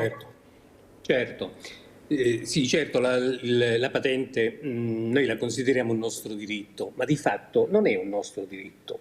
La patente è un'autorizzazione a condurre un mezzo di per sé pericoloso che viene dato solo a condizione che vi siano dei requisiti. Quando vengono meno questi requisiti, la patente va tolta. C'è poco da fare, non hai dei requisiti tali per poter condurre un mezzo di per sé pericoloso. Però la soluzione non è soltanto togliere la patente o revocarla per un periodo più o meno lungo, perché, come ha detto poc'anzi il sindaco, molti guidano anche senza patente. La soluzione, tra virgolette, potrebbe essere maggiori controlli. Sapere che se io infrango una regola, al 90% è sicuro che qualcuno comunque mi può contestare quella violazione, mi impedisce di commettere quel reato, di porre in essere quell'azione. E non è la paura della sanzione che ci frena, può essere uno dei motivi, ma non è il motivo principale la paura della sanzione, perché io l'ho visto con la legge sull'omicidio stradale, che ha comportato una sanzione più elevata in presenza di alcuni comportamenti ritenuti particolarmente Avvocato, gravi. lo spieghiamo, ecco, cosa prevede la legge per l'omicidio stradale, perché è ancora confuso e non è che si capisca bene. Prego, avvocato. Vede, quando succede un incidente, e un incidente può avvenire per distrazione, può avvenire... Allora siamo nell'ipotesi dell'omicidio colposo. Quando però vengono posti in essere dei comportamenti particolarmente gravi, per esempio guidare contromano, per esempio parcheggiare in prossimità di curva, per esempio guidare sotto l'effetto di stupefacenti o di alcolici, per esempio andare ad una velocità particolarmente elevata, allora in questo caso sono previste delle pene molto più gravi e addirittura quando si causa, oltre alla morte di una persona, anche il ferimento di altre persone, la pena potrebbe anche essere raddoppiata. Il problema però, e lo sto vedendo sul campo, il problema è che non basta minacciare una pena grave, perché a parte un primo periodo, gli incidenti poi successivamente hanno ricominciato ad essere dal punto di vista numerico esattamente come prima o anche più di prima. E allora questo che significa? Significa che la sanzione, la minaccia della sanzione, la sanzione grave non può essere l'unico strumento per poter arginare questo fenomeno. Qualche mese fa ho letto del sindaco di Todi che, a proposito appunto dell'enorme pericolosità delle buche stradali che causano un numero incredibile di incidenti e anche di morti, ha detto che è una vera e propria emergenza nazionale. È un'emergenza nazionale che riguarda l'Italia, il paese dove vi è il più alto numero di strade dissestate e di incidenti a causa delle buche stradali. Ecco, questa è una delle strade da seguire, cioè mettere in sicurezza le strade, considerando la sicurezza o l'insicurezza delle strade un'emergenza nazionale. L'altra strada, quella che appunto aveva indicato anche poc'anzi il sindaco, la cultura del rispetto delle regole. Va fatto anche nelle scuole, va fatto con incontri nella società, in qualunque ambiente. E anche questa è un'altra strada da seguire, perché, ripeto, come ho detto all'inizio, la sicurezza stradale va affrontata da più punti di vista, dal punto di vista dell'utente stradale, dal punto di vista del mezzo che si utilizza sulla strada e dal punto di vista dell'infrastruttura. Quindi va visto da più punti di vista. Solo in questo modo noi riusciremo in qualche modo ad arginare questa che sta diventando una vera e propria emergenza nazionale. Ada da Mestre, vai Ada. Stella, Mirella, senti, personalmente mi è toccato, digli all'avvocato, andavo via con un agente di custodia, va bene, ti parlo di 2 anni fa, in macchina, su una Spider, che è da 2 posti, eravamo in 5. Senti, eccesso di velocità, va bene, eccesso di velocità, sorpasso, va bene, e non ti dico altro, c'erano tutti. Lui ha tirato fuori il tesserino, l'altro ha tirato fuori il suo, siccome erano colleghi, tutto è passato. Adesso dimmi, sta gente corre, per forza corre, non c'è più legge, c'è nome che delinquenza e i primi la danno loro e tutti sti ragazzini. Non ci sono più ragazzini, sono tutti rinchiusi, hanno un business, una cosa allucinante. Digli che mettono i piedi per terra e fanno una legge giusta per liberare tutti quei bambini che in casa non hanno soldi per dargli da mangiare e li aiutano, invece di tirare 150 euro in casa famiglia per ogni figlio. Sono 4.000 in tutta Italia presi. Adesso dimmi, sti ragazzini sono giovani, giusto? Quando hanno 18 anni, secondo te come vengono su? Delinquenti. E allora è lo Stato che gira tutta la delinquenza per avere sempre un business. Non potete dire né A, né B e né C, perché questa è la verità. Siccome gli italiani 3/4 sono burattini e pochi si esprimono. Ada? Ada è sparita? Perché... Ecco qua. Vai Ada. Non la sento.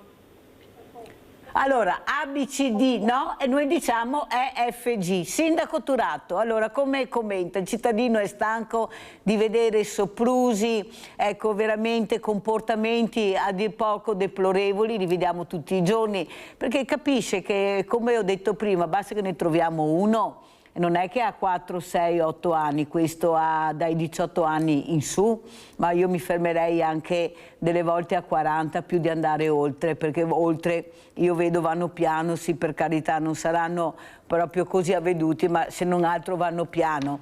Il problema è che basta che ne incontriamo uno per rovinare la vita. Allora cosa facciamo in attesa che gli altri, ecco, crescano bene? Vogliamo fermarli, sì o no, questi veramente delinquenti stradali? Prego.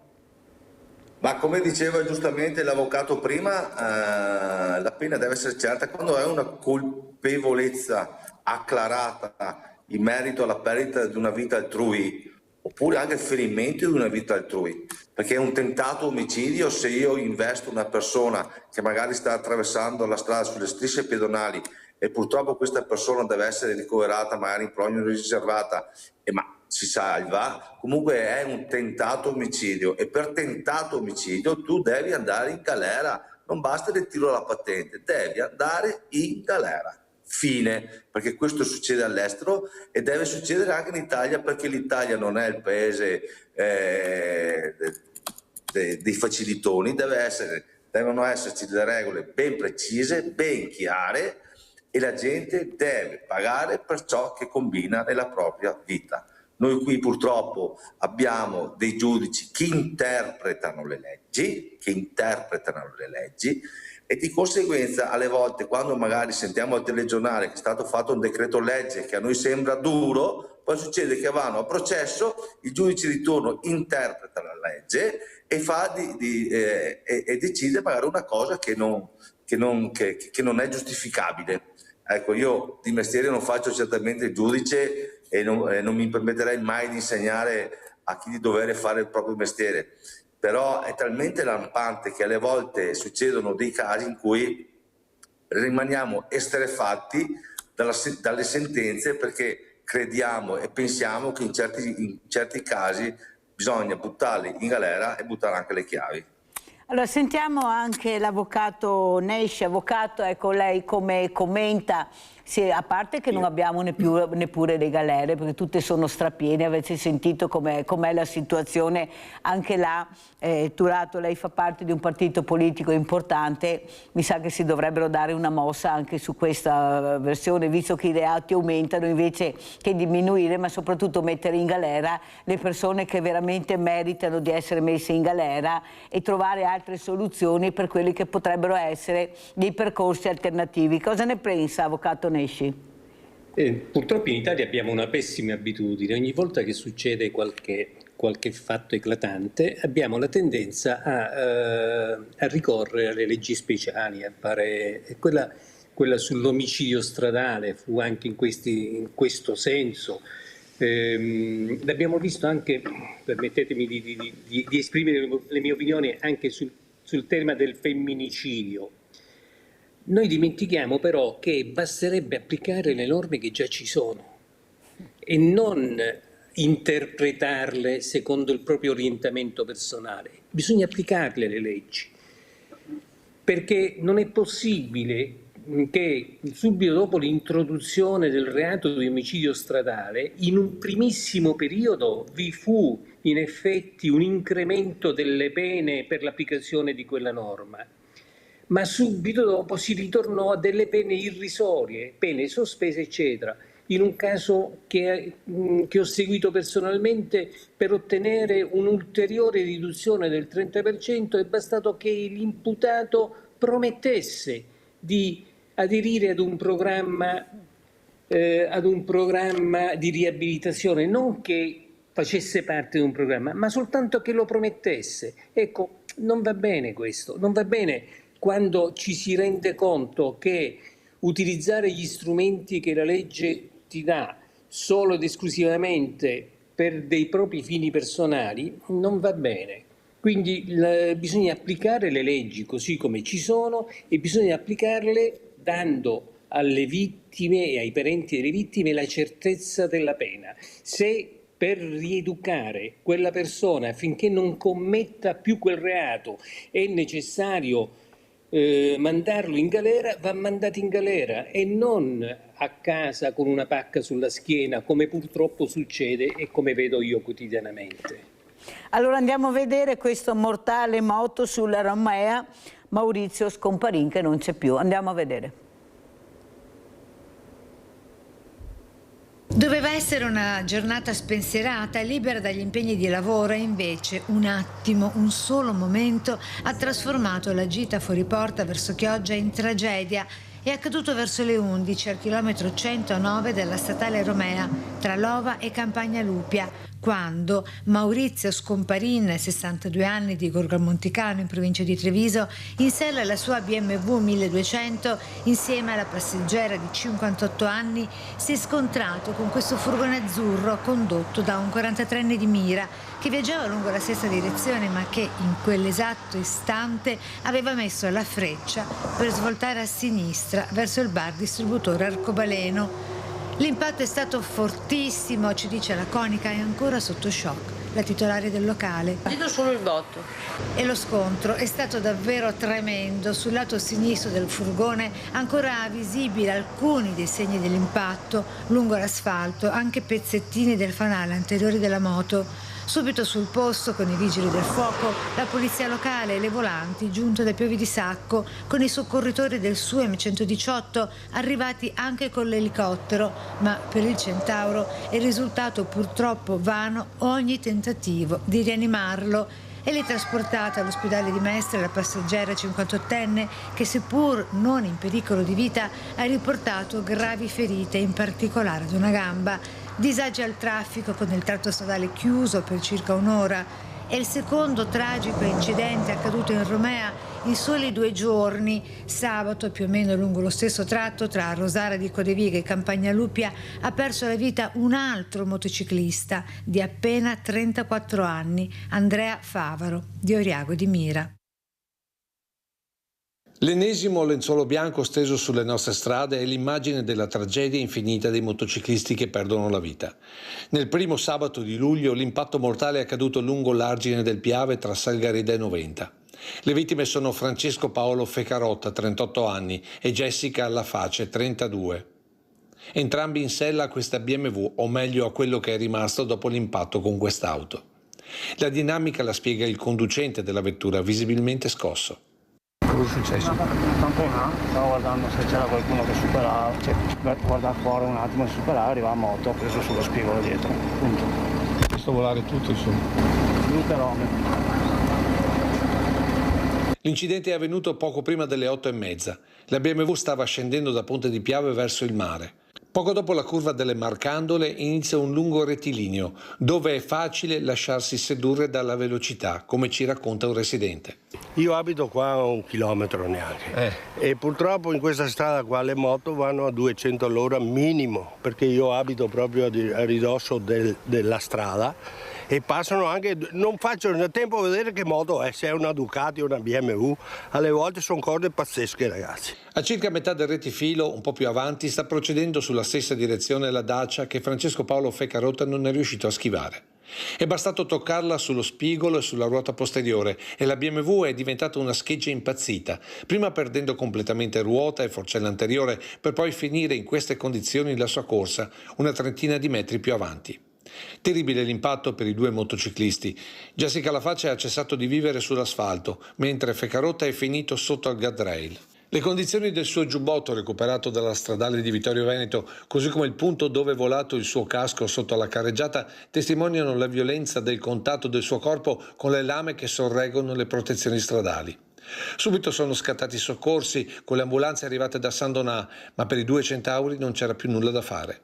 Cordoglio dal sindaco di Villobra Francesco Soligo, dove Fecarotta risiedeva in via Perer, ma anche per Jessica Allaface che viveva a Catena. Volti conosciuti Jessica e Francesco Paolo, entrambi accomunati dalla passione per la moto. Lei di origini calabresi, per molti anni al banco della pizzeria da Spillo a Santa Maria del Rovere, era da poco passata al negozio Bruno Electronics del parco commerciale Canova. Lui era nato in Sicilia e con il fratello Giovanni aveva avviato Ape Cannolo, presente in fiere e sagre con cui distribuiva cannoli siciliani. Al Cafoncello lo ricordano quando per la Pasqua del 2020 aveva consegnato i suoi cannoli a medici e infermieri del reparto Covid per regalare loro un momento di dolcezza. Ora nello stesso ospedale il suo corpo e quello di Jessica sono all'obitorio. Francesco Paolo Feccarotta lascia una figlia in tenera età. Allora, avvocato Nesci, io non so, però ho un'idea, nel senso, e se questi ragazzi, queste persone che sono morte con le motociclette avessero avuto l'airbag? Chissà se magari avrebbero potuto salvarsi. Allora, per l'Europa è più importante la guerra, che non si sa neanche se verremo aggrediti, non so da chi e quando, oppure i morti che continuamente ci sono sulle tutte le strade, non solo italiane ma anche europee. Cioè, cos'è importante per la politica europea? Eppure sono state raccolte firme importantissime e perciò la popolazione ha detto cosa sarebbe utile anche per loro. Abbiamo la tecnologia con la ricerca e la scienza che hanno fatto passi da gigante per salvare la vita. Ma vogliono veramente salvare la vita o vogliono solo intascare i soldi e fare quello che vogliono? Prego, avvocato. Vede, purtroppo ci sono morti di serie A e morti di serie B. Sì. Quelli sulla strada, per lo Stato, ma a quanto pare anche per l'Europa, sono morti di serie B, che non interessano a nessuno, dimenticando che il numero di morti sono pari al numero di morti che avvengono per una guerra. Per noi, sulle nostre strade, giornalmente vi è una guerra in atto. Noi abbiamo numeri vergognosi, 3.000 morti, 3.200, 3.300 ogni anno sulle nostre strade e ho paura che il trend sia anche in aumento. Ma vede, il problema è a livello europeo, a livello nazionale e anche a livello locale, perché nei due servizi che ci sono appena stati c'è un comune denominatore, cioè sono incidenti avvenuti in tratti di strada dove sono già avvenuti altri incidenti. Nel primo caso si trattava di un secondo incidente nell'arco di pochi giorni, incidente gravissimo, il secondo mortale, e nel secondo caso un tratto di strada dove i motociclisti purtroppo tendevano ad andare a velocità altissime. Ora, sapendo tutto questo, perché nessuno è intervenuto mettendo dei dissuasori di velocità? Perché nessuno ha fatto dei controlli su queste strade sapendo che su queste strade si muore tutti i giorni? Ecco, è questo che bisogna chiedersi. È vero, l'Europa ha detto che ci sono problemi più importanti rispetto all'airbag. Fra l'altro era un costo molto basso quello dell'airbag, che non avrebbe dovuto sopportare soltanto l'Europa, si poteva mettere anche in quota a carico appunto di chi utilizzava questi airbag. Non è la soluzione a tutti i problemi, ma moltissime morti avrebbero potuto essere evitate. Però ripeto, un dissuasore di velocità nel caso del secondo servizio di quel rettilineo dove le moto vanno a 200 all'ora, un autovelox piazzato lì non per fare cassa ma per salvare vite umane, lì bisognava metterlo, perché tutti sapevano che lì si andava come pazzi. O un controllo, nell'altro caso, un controllo delle autorità avrebbe salvato vite umane. Vede, poi alla fine bastano dei piccoli interventi per salvare vite umane, ma purtroppo la nostra insensibilità ci porta a voltare la testa dall'altra parte. Sindaco Turato, come commenta quello che ha visto e le parole dell'avvocato Rodolfo Nesci, che perciò, poi voglio anche spiegarlo bene, è legale dell'Associazione Italiana Familiari e Vittime della Strada, perciò un'associazione importantissima che collabora anche col Comune di Treviso. Prego. Sono d'accordo pienamente con l'avvocato. Dobbiamo obbligare la cittadinanza ad andare piano. Purtroppo io lo tocco con mano. Le regole, le leggi in Italia fanno in modo che, anche se abbiamo la volontà di obbligare le gente ad andare piano per strada, abbiamo le mani legate, e le spiego il perché. Io sulle strade comunali ho messo tutti i dissuasori di velocità, magari sono stato anche attaccato perché ne ho messi troppi, però per fortuna, toccando ferro, incidenti mortali o incidenti che hanno provocato dei feriti importanti sulle strade comunali non sono successi. però un territorio comunale è attraversato anche da strade provinciali. Ecco, le faccio l'esempio, le strade provinciali non si possono installare dei dissuasori di velocità. Strade provinciali che attraversano centri abitati non si possono mettere gli autovelox.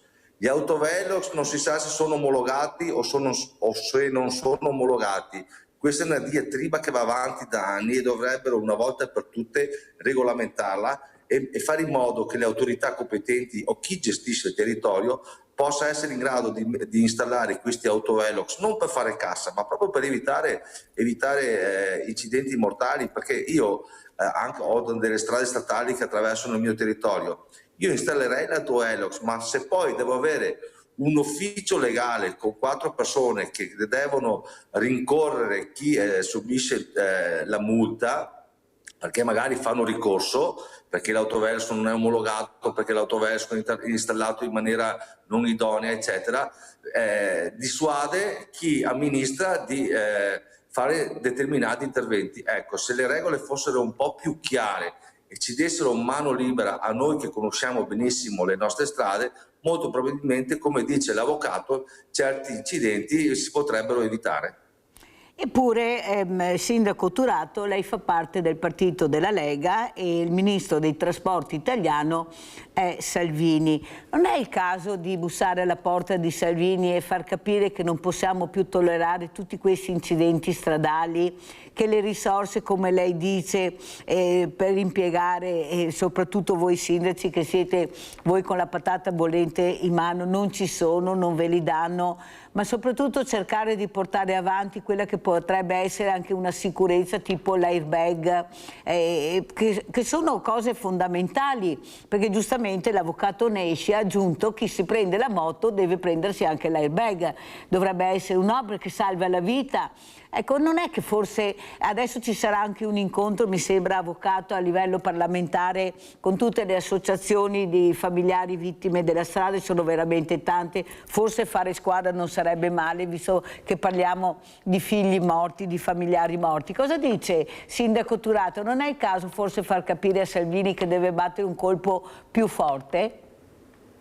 Beh, questo è senza alcun dubbio un dato di fatto. Ci dia le armi per evitare certe situazioni e noi le mettiamo in atto, perché io non voglio più raccogliere delle vittime sulla strada. Purtroppo sono successe da me come sono successe su tutto il territorio nazionale. Ecco, a darci la possibilità di evitare tutto ciò sarebbe una grande cosa. È vero però che lei, giustamente Mirella, parlava dell'airbag per i motociclisti, però se poi il motociclista mi va a 200 all'ora, sa cosa ne faccio io dell'airbag? Sto povero Cristo, dopo andiamo a raccoglierlo bisogna vedere, sa che c'è la fatalità nella vita, intanto sappiamo che salva e vediamo anche quando corrono in pista cosa succede quando cadono, che hanno l'airbag che li protegge. Avvocato, lei cosa dice, ecco, di queste proposte che cerchiamo di fare, questo incontro che ci sarà a breve con le associazioni, queste associazioni che invece di unirsi, ecco, si fanno la guerra tra di loro, perché bisogna dire anche la verità, qual è invece di unire le forze? Prego, avvocato. Sì, infatti bisognerebbe avere un obiettivo comune, che è quello della salvaguardia della vita umana e la riduzione delle vittime sulla strada, e non soltanto questo, ma anche la tutela e l'assistenza anche nei confronti dei familiari delle vittime della strada, perché sono vittime anche loro. Sì, io vedo appunto di buon occhio questa possibilità di intervenire con il ministro Salvini, che devo dire ha dimostrato sempre una particolare attenzione al tema della sicurezza stradale. Come ha detto giustamente il sindaco che mi ha preceduto, c'è necessità, per quel che riguarda gli autovelox, di una regolamentazione che sia che in qualche modo metta ordine, perché appunto si dà troppo spazio alle interpretazioni, eccetera. Gli autovelox devono essere utilizzati come sistema di prevenzione, come deterrente per evitare appunto di infrangere le regole. Avvocato, mi scusi, faccio una parentesi, ma se la macchina mi avvisa prima che c'è l'autovelox, capisce bene che non è che facciamo tanta strada, Vero, però è anche vero che se la macchina mi avvisa prima, io comunque vado entro il limite di velocità. Ed è già qualcosa, perché se quel tratto di strada è particolarmente pericoloso e c'è un autovelox per questo motivo, io comunque, anche se so che c'è un autovelox, comunque lo affronto ad una velocità adeguata. Vero è che però vede, io non penso che si cammini un po' ad elastico, lì si corre, lì no. Chi corre tende a correre sempre. Per cui nel momento in cui c'è un autovelox sui tratti particolarmente pericolosi, io non riuscirò a sapere successivamente quante vite salverò, ma sicuramente nel momento in cui piazzo un autovelox lì dove posso piazzarlo e lo segnalo adeguatamente prima, in modo tale che le persone comunque affrontano quel tratto pericoloso a velocità adeguata, io sicuramente avrò salvato delle vite. E quindi anche questo è un approccio che va affrontato anche in questi termini. Poi le farò un'ulteriore domanda, ma prima sentiamo la nostra Giusy da Dosson Treviso. Vai Giusy. Allora Mirella, sta attenta, adesso non so se sono buona a spiegarmi. Allora, due avvocati, per esempio, che difendono i loro imputati, avendo ragionato sulla legge che è uguale per tutti e due avvocati, e vince sempre uno. Ma perché se la legge è quella non sono capaci di darle ragione a una persona solo se la legge è quella? Ma perché il mio avvocato, per esempio, mi difende ma perché sono innocente, l'altro magari non è innocente e l'avvocato lo porta fuori lo stesso? Ma perché non si mettono d'accordo i due avvocati per essere veramente a posto con la legge? Non so se mi sono spiegata, Mirella, perché non so. Due avvocati dovrebbero essere d'accordo tutti e due se uno dei due è veramente onesto, che non ha fatto niente, e invece c'è sempre quello che lo porta fuori anche se non è giusto. Non so se mi vuoi spiegarmi. Anche molto bene, anche molto bene Giusy, perché il ruolo dell'avvocato, specialmente nel penale, riuscire a tirare fuori il suo cliente, questa è la verità. Non ci sono altre storie, il penale prevede questo, che l'avvocato riesca a tirarmi fuori. O sbaglio, avvocato Nesci? No, non è esattamente così, se mi posso permettere. Immagino che la signora si riferisse all'avvocato dell'imputato da una parte e l'avvocato delle persone offese dall'altra. Immagino che si riferisse a questa ipotesi. Il nostro diritto prevede il diritto di difesa, cioè prevede che vi debba essere un avvocato che debba garantire i diritti anche al peggiore degli imputati, e fino a qui ci siamo.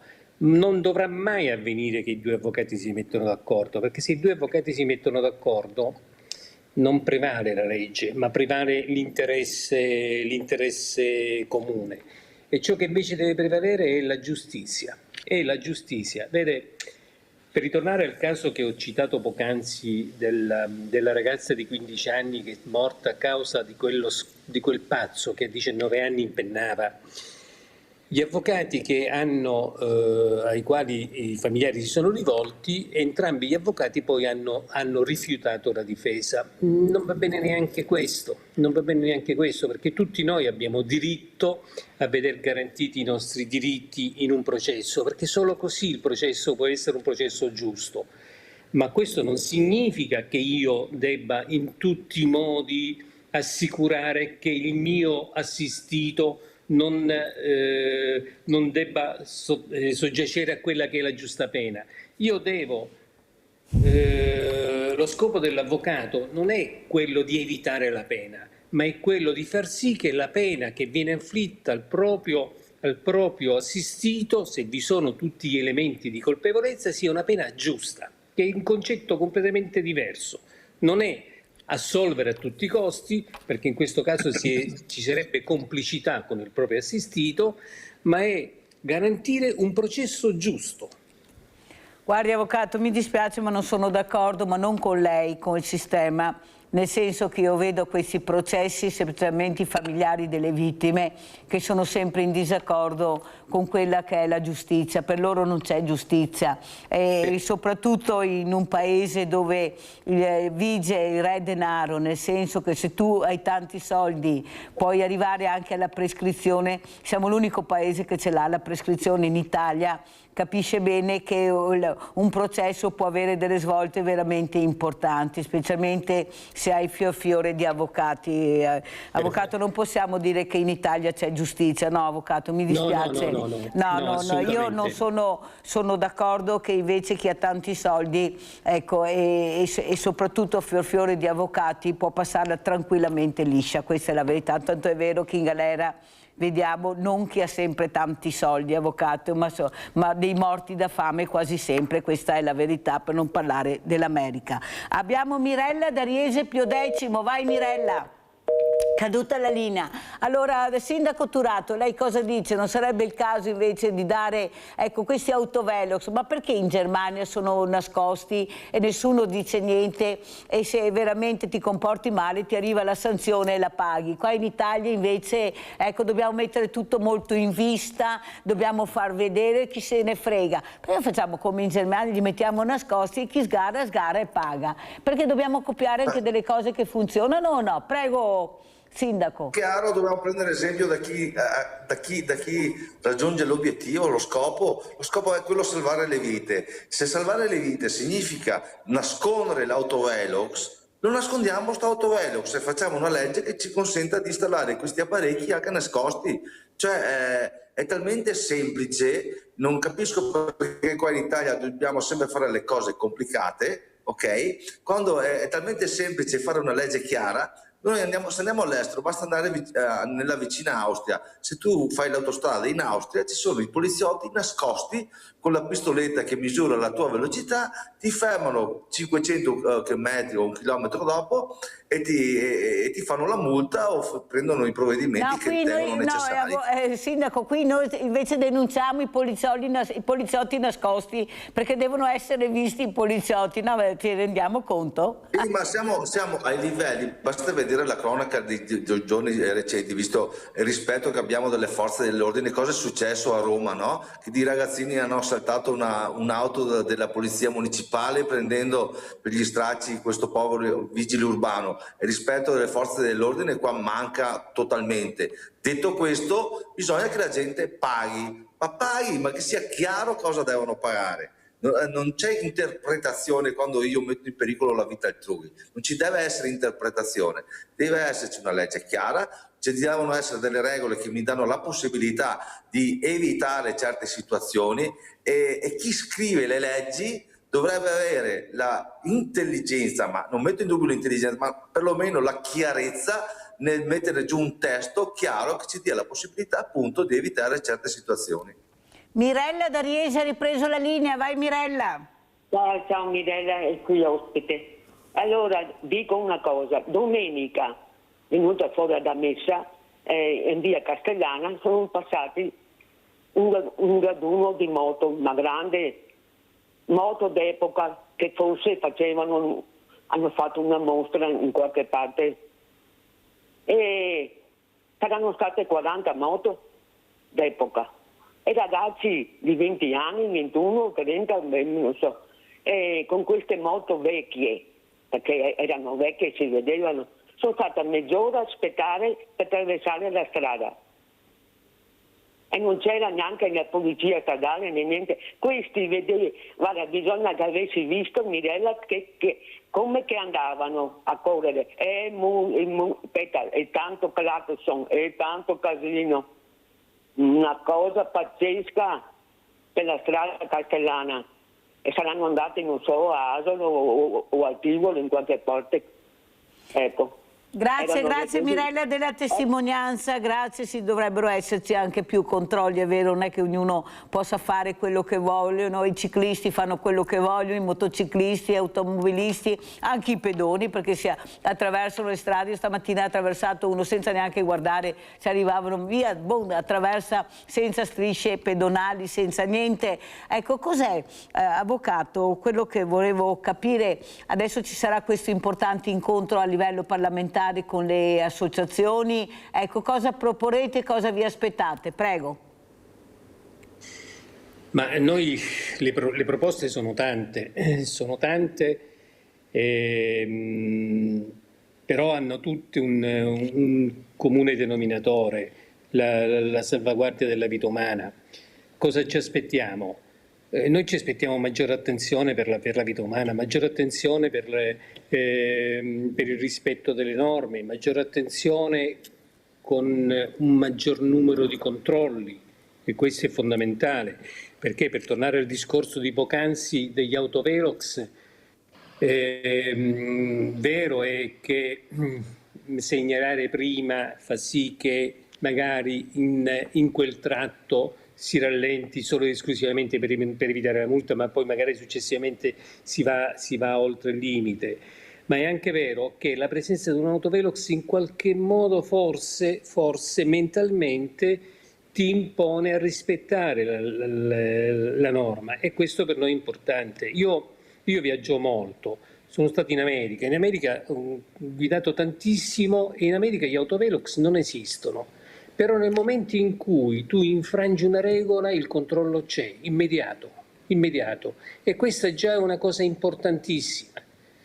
Noi chiederemo, poi appunto, siccome sono tante le parti in campo, saranno tantissime le richieste, noi chiederemo appunto maggiore attenzione sul tema della salvaguardia della vita umana, sul tema della sicurezza, attenzione alle infrastrutture che devono essere appunto sicure, le strade, i ponti, i guardrail devono essere sicuri, e lì è importante intervenire, maggiore attenzione con una normativa che non sia lasciata all'iniziativa delle case automobilistiche, ma una normativa coordinata a livello nazionale sui sistemi di sicurezza delle auto.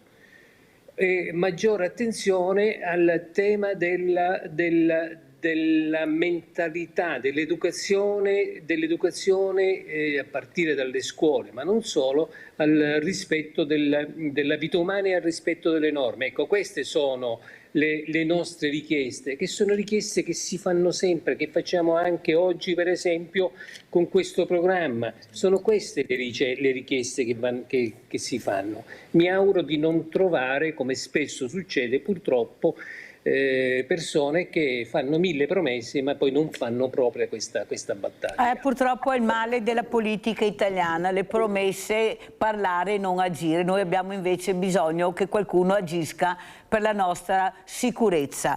Grazie veramente, ringraziamo l'avvocato Rodolfo Nesci, legale Associazione Italiana Familiari Vittime della Strada, collegato con noi da Messina. Sentiamo come ci saluta il sindaco Marco Turato, sindaco di Pederobba. Prego sindaco. Guardi, l'unione fa la forza, le associazioni come le associazioni vittime della strada insieme con le amministrazioni dovrebbero fare un corpo unico e portare a chi di dovere le esigenze che abbiamo per evitare di piangere delle vittime sulla strada.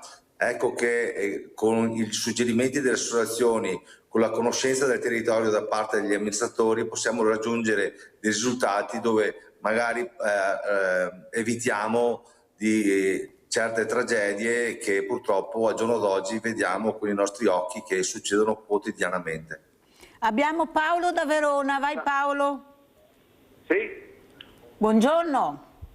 Buongiorno, ecco, qui si parla tanto e non si conclude niente. Il problema è che c'è troppi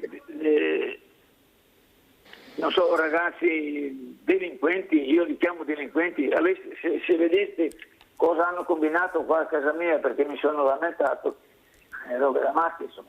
Comunque, io ero un libero professionista, mi sono sempre battuto per la legalità, però i giovani, parlano dei giovani, ma questi sono dei malcapestrati.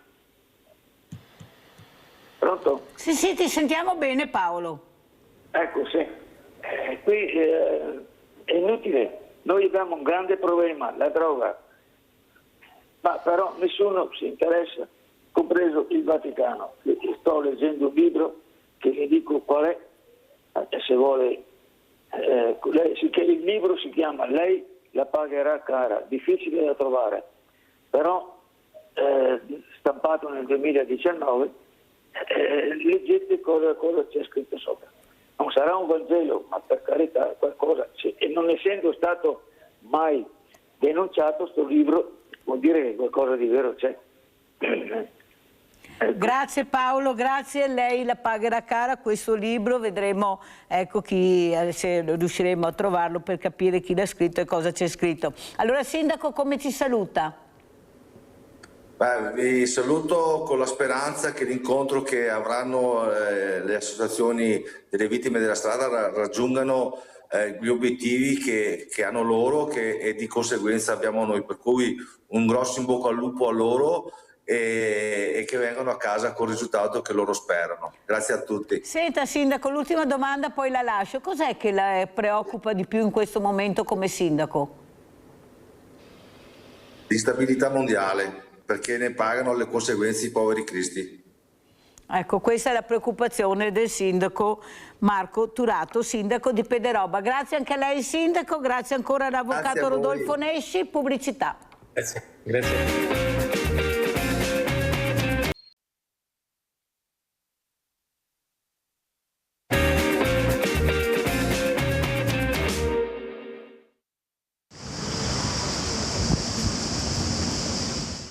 Quando torno di sera adesso prendo sempre le vie principali senza andare nei vicoli, perché i vicoli ormai a volte anche questa zona qua diventa buio ed è pericoloso. Ogni giorno è una battaglia, insomma. Fajar Ali è un cittadino che dal Bangladesh è arrivato in Italia a Mestre nel 2012 per lavorare a Venezia.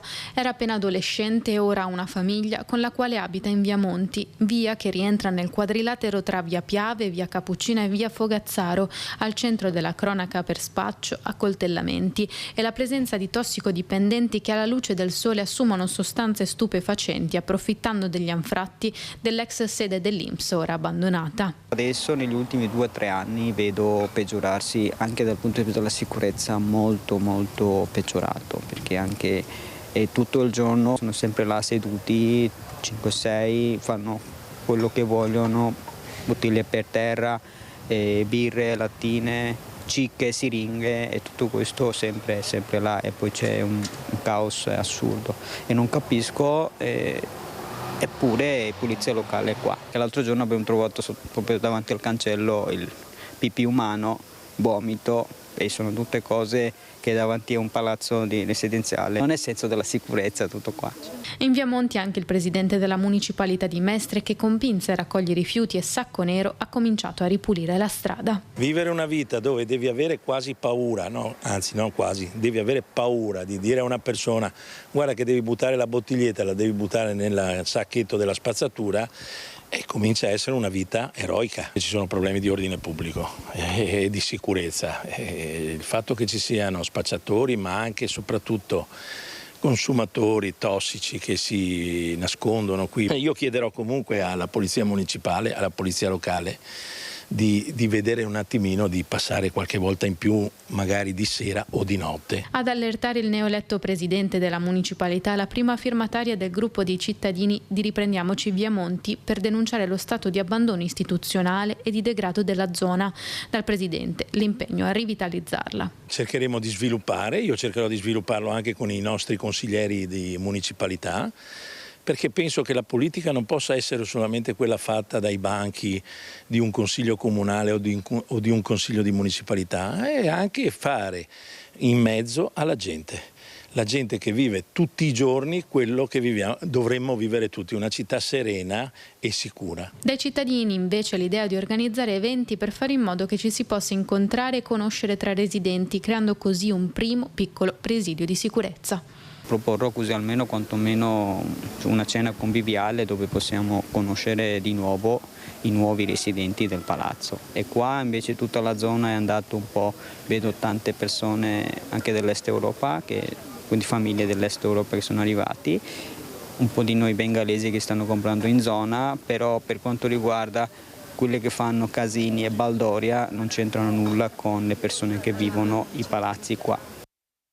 Saluto e ringrazio il professor Salvatore Chirumbolo, biochimico clinico, top scientist, di essere con noi. Buongiorno professore, buongiorno. La ringrazio perché buongiorno, le parole, buongiorno, grazie, le parole del procuratore Gratteri mi hanno molto impressionato, del problema della droga che esiste, la cocaina, come si confeziona, cosa viene messa dentro e soprattutto a questi giovani che non riescono a capire il danno che fanno al loro cervello e al loro corpo. Cosa sta succedendo e perché nessuno vuole fermare, ecco ormai abbiamo dei numeri, a Bassano su un garage sono stati trovati quintali di hashish solo su un garage, ecco questa movida che ha bisogno di queste droghe, ecco questo fentanyl che è stato rubato anche da un ospedale. Professor Chirumbolo, cosa ci dice? Cosa sta succedendo? Beh, allora, intanto ancora grazie Mirella dell'invito. Dunque, io questo problema qui lo sto trattando con il professor Umberto Tirelli, con il quale abbiamo anche pubblicato alcuni lavori di casistiche relative alla violenza tra i giovani, i giovanissimi, e anche alla questione delle morti improvvise, che è un altro aspetto interessante da poter trattare magari una prossima volta. La questione delle droghe è assolutamente un problema gigantesco, è particolarmente cruciale per il nostro tempo perché nessuno se ne occupa in maniera seria, soprattutto in relazione a quello che vediamo nel caso della violenza tra i giovanissimi, che è inesplicabile da un punto di vista sociale e culturale.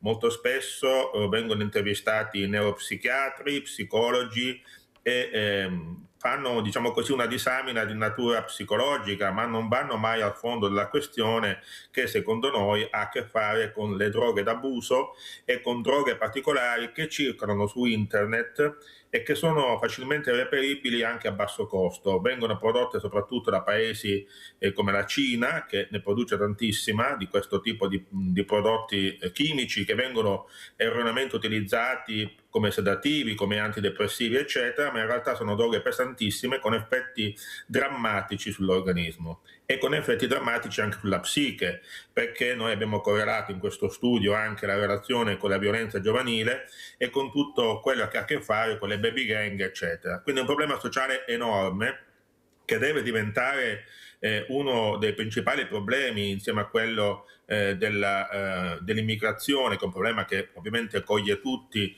e interessa tutti. Questi sono due problemi politici assolutamente onerosi che bisogna affrontare di petto, altrimenti la situazione ci sfugge di mano, se non si è già sfuggita di mano. Quindi la questione della cocaina è anche una questione assolutamente prioritaria, perché ormai la usano tutti, possiamo dire così, probabilmente con l'idea di poter rafforzare le proprie capacità intellettive, le proprie prestazioni durante un lavoro abbastanza duro e faticoso, e quindi questo è un problema che sfugge al controllo, diciamo così, anche giudiziario.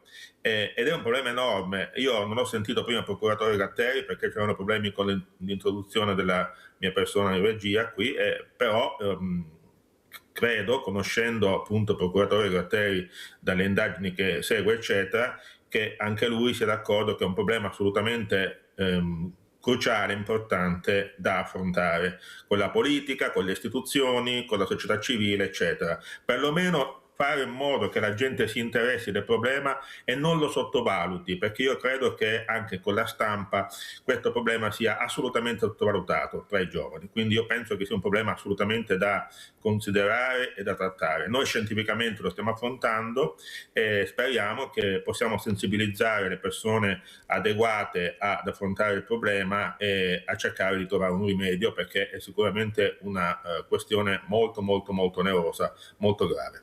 Però, professor Chirumbolo, il dottor Gratteri ha anche detto, perché è molto chiaro, che per fabbricare questa sostanza ci vuole anche l'acetone, E chi è che produce l'acetone? Ha detto, sappiamo benissimo chi lo produce. Allora non è che il business, anche per quanto riguarda le sostanze in generale, ecco, abbia superato il buon senso di chi dovrebbe vietare, chi dovrebbe veramente introdurre delle leggi severe per l'uso di queste sostanze. Per non parlare dei social, ecco, si può tranquillamente comprare senza nessun problema. Non le sembra che abbiamo un po' esagerato, visto il problema che abbiamo anche con questi ragazzi, sono sempre meno e dobbiamo cercare di veramente di mettere meno nemici dietro l'angolo quando loro escono di casa? Ma mi sembra che facciamo l'incontrario, basta vedere anche i giochi d'azzardo, tutto quello che ne consegue, anche quella è una droga. Prego. Allora, si sta toccando effettivamente il tasto più inquietante, più agghiacciante, anche come dire, il nervo scoperto della questione, cioè quello della reperibilità a basso costo di queste sostanze. La reperibilità a basso costo di queste sostanze conviene al mercato, che quindi fa in modo che più, tra virgolette, purtroppo dobbiamo chiamarli così per il momento, clienti acquistino queste sostanze. Quindi tutto l'indotto che produce queste sostanze, le immette sul mercato, su internet, eccetera, è un indotto che cerca di far guadagnare moltissimo ai produttori e di fare in modo che ci sia un'elevata domanda di queste sostanze. Quindi l'elevata domanda di queste sostanze poi è collegata in maniera drammatica, direi anche addirittura diabolica, con i social network, perché se i giovani si trovano in una condizione di isolamento sociale, tra l'altro con il Covid hanno avuto una terribile batosta dal punto di vista psicologico e anche sociologico, se i giovani si trovano in una condizione di vulnerabilità sociale, culturale, antropologica, in quel caso lì fanno ricorso alle droghe come possibilità non solo di connessione con i coetanei, ma anche di possibilità di uscire fuori da una situazione abbastanza critica dal punto di vista psicologico, da cui loro non riescono a uscire con le loro forze. Quindi ci vorrebbe appunto un concorso da parte della società civile, sia di natura culturale, sia di natura educativa, ma anche di natura repressiva, cioè per fare in modo che queste sostanze non arrivino al banco di acquisto degli adolescenti di nascosto anche dai genitori, perché è quello che succede adesso. Andiamo a vedere anche a Padova questo arresto droga 17enni, andiamo a sentire. Era stato visto mentre avvicinava giovanissimi e offriva loro hashish nella zona della stazione di Padova il 17enne tunisino arrestato dalla polizia. Il giovane, che ciondolava all'esterno di alcuni locali pubblici, alla vista degli agenti aveva anche tentato la fuga, ma era stato bloccato. Nascosto in uno zaino e addosso, il 17enne aveva 9 dosi di cocaina per un peso complessivo di 7 grammi e quasi un etto di hashish, oltre a diverse banconote. Accompagnato in questura, si è scoperto che il 2 luglio il baby Pusher, entrato in Italia alla frontiera di Trapani a fine 2025 come minore accompagnato e poi fuggito a marzo da una comunità di accoglienza, era stato già denunciato per spaccio, sorpreso a cedere una dose di cocaina nei pressi di una scuola di Monselice. Arrestato con l'accusa di spaccio di stupefacenti, il 17enne è stato accompagnato nel carcere per i minorenni di Treviso. Il questore di Padova ha emesso nei suoi confronti un daspo urbano di 5 anni da alcuni locali e aree della stazione di Padova. Come commenta, professore, questo servizio, questi giovanissimi? Sembra che iniziano già a farsi le canne a 12 anni, 10-12 anni, comincia veramente a essere molto preoccupante. E soprattutto questi genitori, io sono 2 sabati che ho gli amici di San Patrignano, ragazzi, e specialmente l'ultimo che ha detto faccio ancora fatica a uscirne, non è che ne sia uscito del tutto ed è un bel problema. Ecco, cosa pensa? Cosa bisogna fare per far capire, ecco, l'importanza anche questi genitori che devono proibire, non possono essere me la sono fatta anch'io la canna, cosa vuoi che sia una canna? Poi, come diceva questo ragazzo, ex tossicodipendente o già tossicodipendente, ecco, da una canna ne fumavo tutto il giorno talmente tante che non riuscivo neanche più a capire. Prego, professore. Allora, è cambiata un po' l'antropologia di questo tipo di problema, perché una volta, anche adesso c'è una sacca che può essere spiegata così, ma una volta si ricorreva alle sostanze d'abuso perché non si riusciva a trovare una risposta alla propria domanda esistenziale, alla propria domanda di felicità che i giovani hanno e ce l'hanno in maniera molto urgente, molto viva, molto vivace.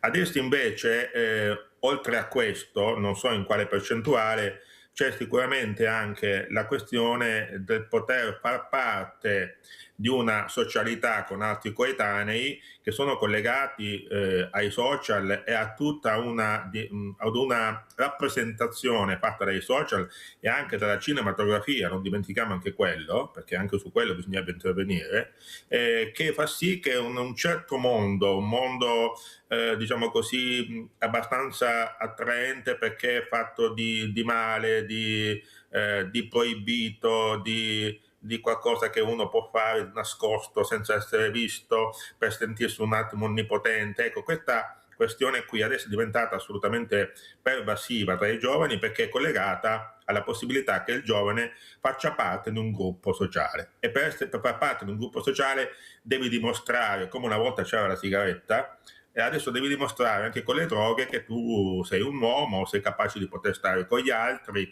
non sei un pifone, non sei un pirla, eccetera, eccetera. Ora è chiaro che questo tipo di questione va affrontata a livello educativo nelle famiglie, va affrontata a livello educativo nelle scuole, ci deve essere anche una certa, adesso non voglio parlare di censura, che è una parola grossa, però un certo controllo anche su quello che viene prodotto dalla cinematografia, dall'arte, dalla cinematografia e da tutto ciò che arriva ai giovani, perché non è che se per esempio c'è una fiction che parla di malavitosi, questa cosa qui non incida sui giovani. Ecco, faccio una battuta. La serie che proviene dal ormai famoso e molto venduto libro di Roberto Saviano, Gomorra, quella serie lì, io capitò che vedi proprio l'ultima puntata, fu fatta finire dalla regia con l'uccisione dei due mafiosi, no? dei due camorristi. Perché questo? E poi ci fu una spiegazione data anche dal regista perché diventava utile per l'educazione dei giovani far capire che questa gente qua finisce male e non finisce bene. Chiaramente questa è una soluzione, diciamo così, una toppa che si mette sul buco, come si può dire, un tacon sul buco, però c'è stata questa presa di posizione di sensibilità, perché nel caso di quel tipo di fiction c'era una grossa presa sui giovanissimi, non tanto su quelli che sono già maggiorenni, sono anche un po' sgamati, ma sui giovanissimi, per cui quello noi ancora ci stupiamo che un dodicenne si faccia la canna, oppure un minorenne, un adolescente venda addirittura, faccia il pusher con la droga, ma è legato anche a questo tipo di sistema culturale, che è un sistema culturale che non definirei neanche culturale, perché la parola culturale è una parola nobile, ma un sistema sottoculturale. Quindi questa è anche una questione da affrontare, quindi questione culturale, educativa e poi la questione giudiziaria repressiva su quanto riguarda lo spaccio di droga o la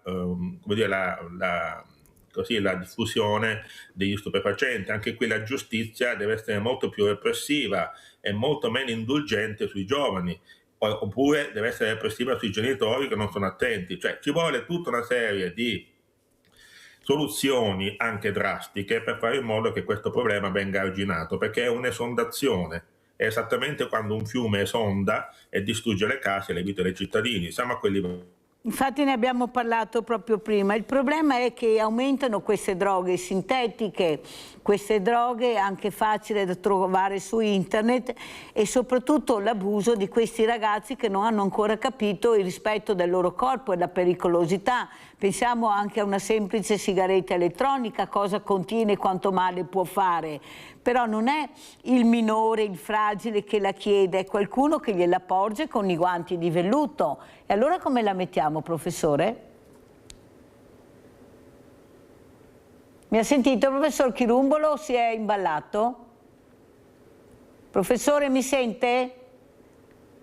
Niente, non la sento. Allora, visto che andiamo a vedere l'intervista di Federico, Amici di San Patrignano, un pezzettino, così lo facciamo vedere al professor Chirumbolo.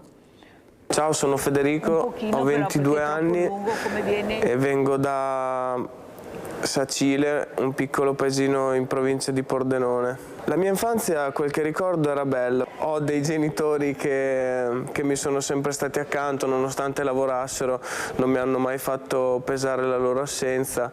E ho un fratello che si chiama Lorenzo, anche lui mi vuole un bene dell'anima. e ho avuto una gran fortuna che è stata quella di avere i nonni che abitano vicino a casa mia. Ricordo che da appena iniziate le elementari i ragazzi mi prendevano di mira, ma io non conoscevo ancora la parola bullismo, quindi non mi sentivo bullizzato. Mia mamma non ci ha pensato 2 volte, in realtà mi ha preso e mi ha messo in un'altra scuola elementare, in un altro paese, quindi faceva sempre la fatica di portarmi, di venirmi a prendere. Per questioni, credo, all'epoca di tempistiche, mi hanno rimesso nell'istituto dove ho frequentato le elementari, che comprendeva anche le scuole medie. Dentro di me ho deciso di affrontare la cosa in maniera diversa, che sennò sarei stato un'altra volta escluso. Quindi diciamo che un po' da preso di mira sono diventato io quello che prendeva di mira gli altri. Le medie finiscono, il giudizio degli altri aveva già iniziato a influire pesantemente, no, sulla mia vita, cioè come dovevo apparire agli occhi degli altri. E io già alla fine delle medie con questi miei amici avevo iniziato a fumare le sigarette, però avevamo iniziato anche a fumare le canne. Decido la scuola in cui sarei andato. La scuola era lontana mezz'ora di corriera da casa mia e praticamente tutti gli amici che mi ero creato andavano a scuola da un'altra parte. Lì ero fondamentalmente di nuovo solo. E andando a scuola una mattina c'era sempre questa compagnia che si fermava alla fermata della corriera. Sapevo che usavano, sapevo quello che facevano. Quindi inizio a passare di là. Quindi ho iniziato non in modo invadente, andavo lì, gli chiedevo se mi potevano dare qualche canna. Nel giro di poco tempo avevo iniziato a usare erba tutti i giorni in quantitativi molto grandi, insomma. Facevo solo quello tutto il giorno. Nel frattempo avevo smesso di parlare anche con i miei genitori, quando comunque loro volevano solo darmi una mano, ma io pensavo di non aver bisogno di una mano. A circa 16 anni inizio a conoscere questa ragazza e anche degli altri ragazzi, insomma. Loro usavano cocaina e da lì io ho iniziato a farne uso, già la conoscevo, ho iniziato a farne uso quotidianamente. Ad un certo punto però la situazione in casa diventa insostenibile. Quindi a un certo punto i miei genitori decidono di chiudermi la porta di casa perché era l'unico modo e ad oggi li ringrazio. Comunque da lì ho fatto alcuni mesi in strada, sono bastati alcuni mesi a farmi capire che quella non era la vita che volevo fare.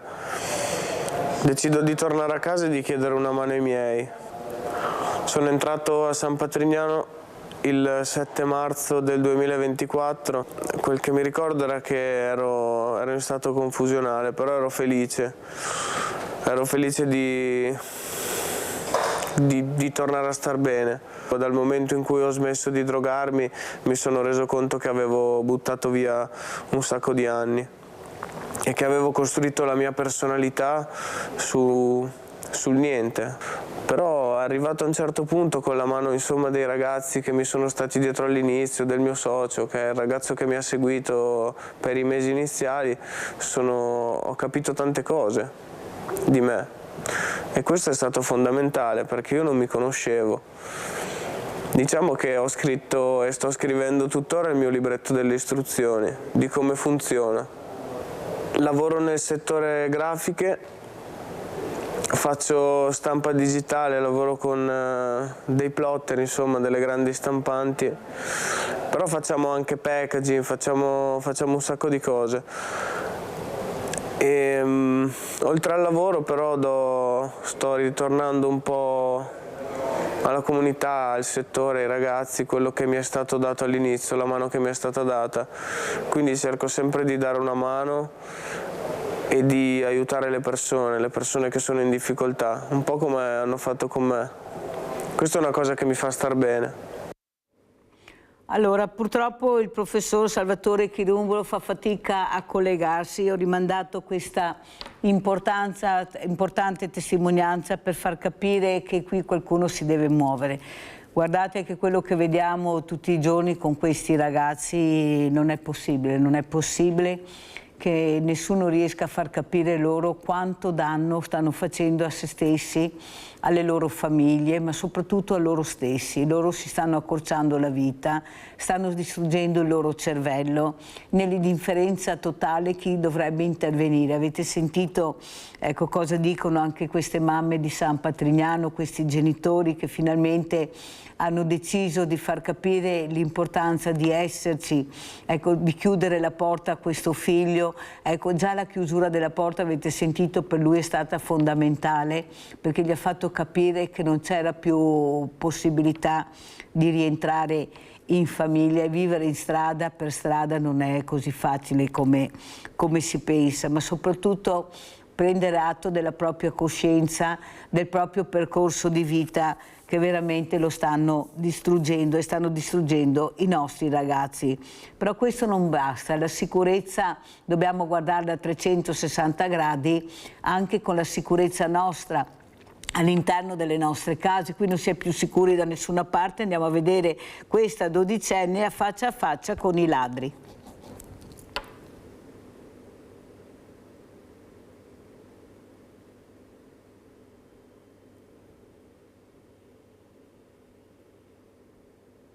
Malviventi a San Michele di Bassano, un ragazzino di 12 anni si è trovato faccia a faccia con due ladri mentre stava uscendo in giardino per controllare la piscina.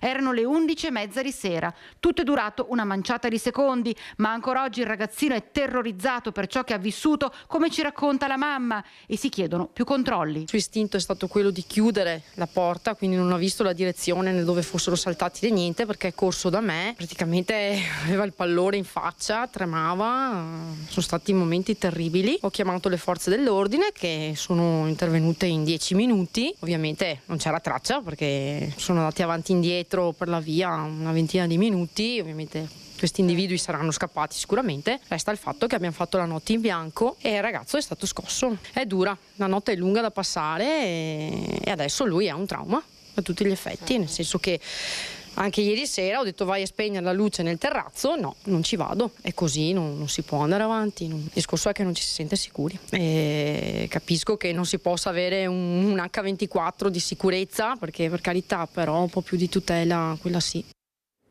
Allora, vedete che veramente questi genitori sono preoccupatissimi per varie situazioni veramente che si vivono tutti i giorni. Andiamo a vedere adesso, andiamo a Padova, invece questo spacciatore di cocaina.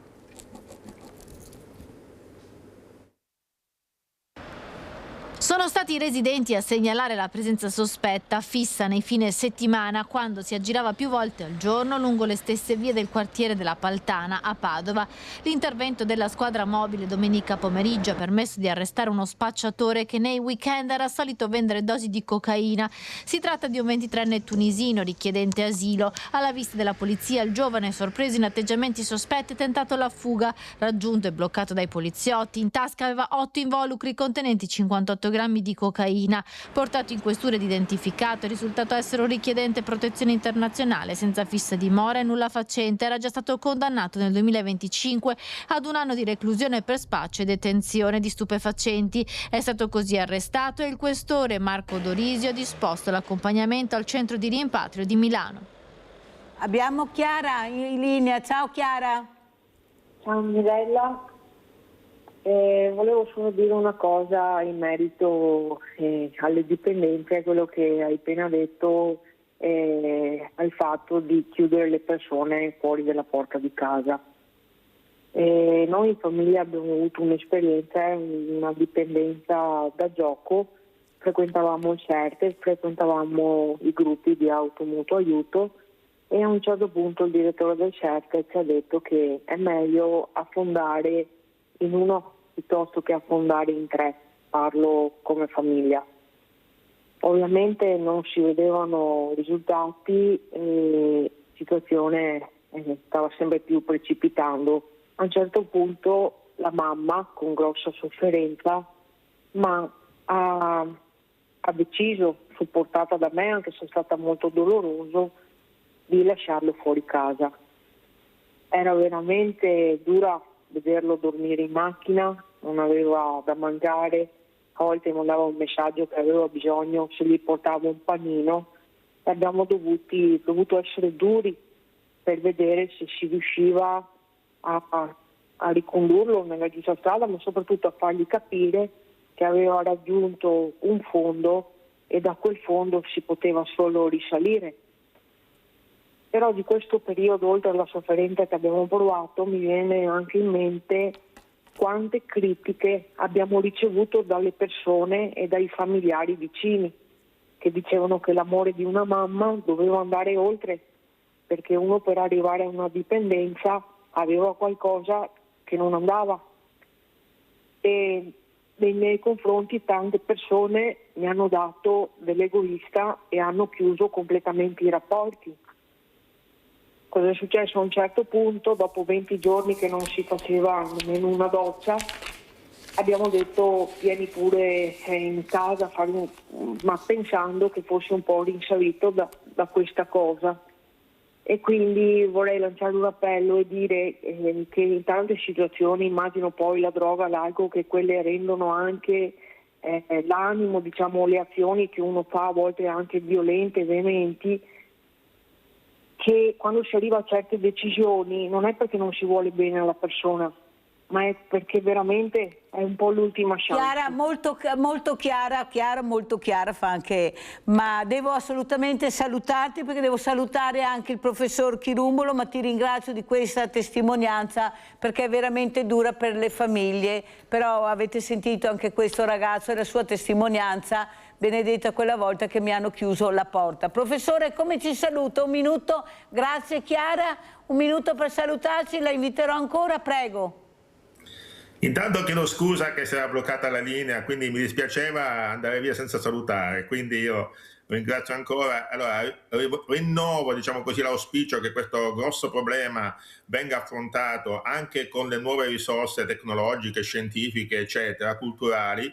Non si tratta più della vecchia eroina, eccetera, si tratta di nuove droghe, bisogna rendersi conto che queste nuove droghe arrivano a un livello tale di importanza e di numero che non ci stanno dietro neanche quelli della polizia legale, della medicina legale. Quindi è un problema oneroso che bisogna affrontare, anche perché dalle poche parole che sono riuscito a percepire di questa signora è chiaramente un problema che riguarda anche le famiglie ed è molto grave. Professore, ma chi è che deve affrontare questo problema secondo lei? Noi no, di sicuro. Chi è che lo deve affrontare? No, devono affrontarlo le istituzioni e tutte le società che fanno parte anche del campo culturale e scientifico, e sono soprattutto le istituzioni che devono affrontarle, anche quelle giuridiche, in modo da investire le famiglie, la società civile con, diciamo così, dei consigli, dei suggerimenti, delle raccomandazioni di natura educativa che vadano nelle famiglie e nelle scuole. Non si può, diciamo così, prendere su di sé una famiglia un problema del genere, perché comunque non si riuscirebbe mai ad affrontarlo, è un problema molto oneroso e quindi bisogna che le istituzioni intervengano. Questo è quello che penso. Grazie veramente, grazie al professor Salvatore Chirumbolo, biochimico clinico, Top Scientist, di essere stato con noi. Grazie, buon lavoro, ci risentiremo professore, speriamo che qualcuno intervenga perché è una piaga talmente enorme che va assolutamente fermata. Grazie e adesso andiamo a vedere il vostro assegno a chi è andato.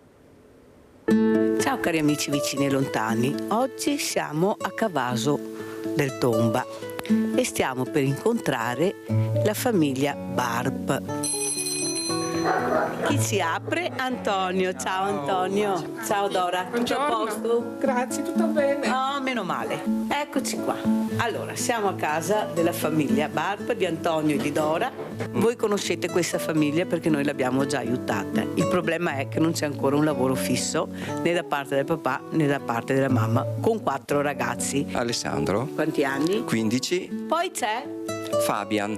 Poi c'è Nicola, purtroppo quello che abbiamo detto a letto male. Quanti anni? 11 anni. Va coi patini ogni tanto, è andato per terra. Sì. E questo è il più piccolo, Enrico. E tu Enrico cosa vuoi dire? Ciao a tutti. Ciao a tutti, come va? Benissimo. E a scuola? Benissimo. Cosa vuol dire non aver lavoro con 4 ragazzi? Un'età del genere, perché sono purtroppo vuol dire un grosso sacrificio. Fanno delle gite, fanno dei corsi e tante volte bisogna dire no. Io praticamente sono architetto di arredamenti di interni, parlo insomma 3 lingue benissimo, parlo il tedesco forse meglio dell'italiano, il francese mica me la cavo benissimo perché è come seconda lingua, e anche l'inglese dai. Uno mi ha detto guarda è meglio che cambi il curriculum che fai il curriculum praticamente che hai studiato meno, perché tante persone pensano che per un lavoro un po' diciamo semplice sei troppo qualificato. Finché loro studiano io sono sempre contenta e finché sono io contenta loro studiano perché hanno fiducia in mamma o in papà uguale, no? Io non so, provvidenza da Dio, io non capisco. Senza lavoro quasi 4 anni e nessuno ci può neanche aiutare né comune né nessuno. Ma non ci può o non vogliono aiutare? Non vogliono o magari la nascondono un pochettino o girano insomma le cose, perché anche per via di nostri politici, qualcuno insomma che ha sto potere. Io penso che chi deve sostenere una famiglia deve avere veramente un sostegno adeguato. Allora ragazzi, andiamo a prendere la borsa come l'altra volta, dai.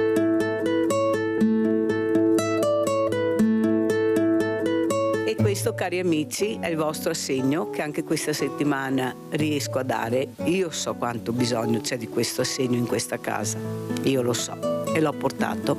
Lo diamo a Dora, a mamma Dora, a questa chioccia con i suoi pulcini. Va bene? Grazie.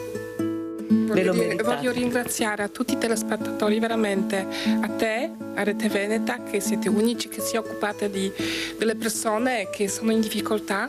Allora io vi dico una cosa ragazzi, quando voi avete bisogno di qualcosa, che la scuola, anche per qualche gita, voi chiamatemi, perché io vi posso garantire che vi farò fare la gita. Ciao, alla prossima!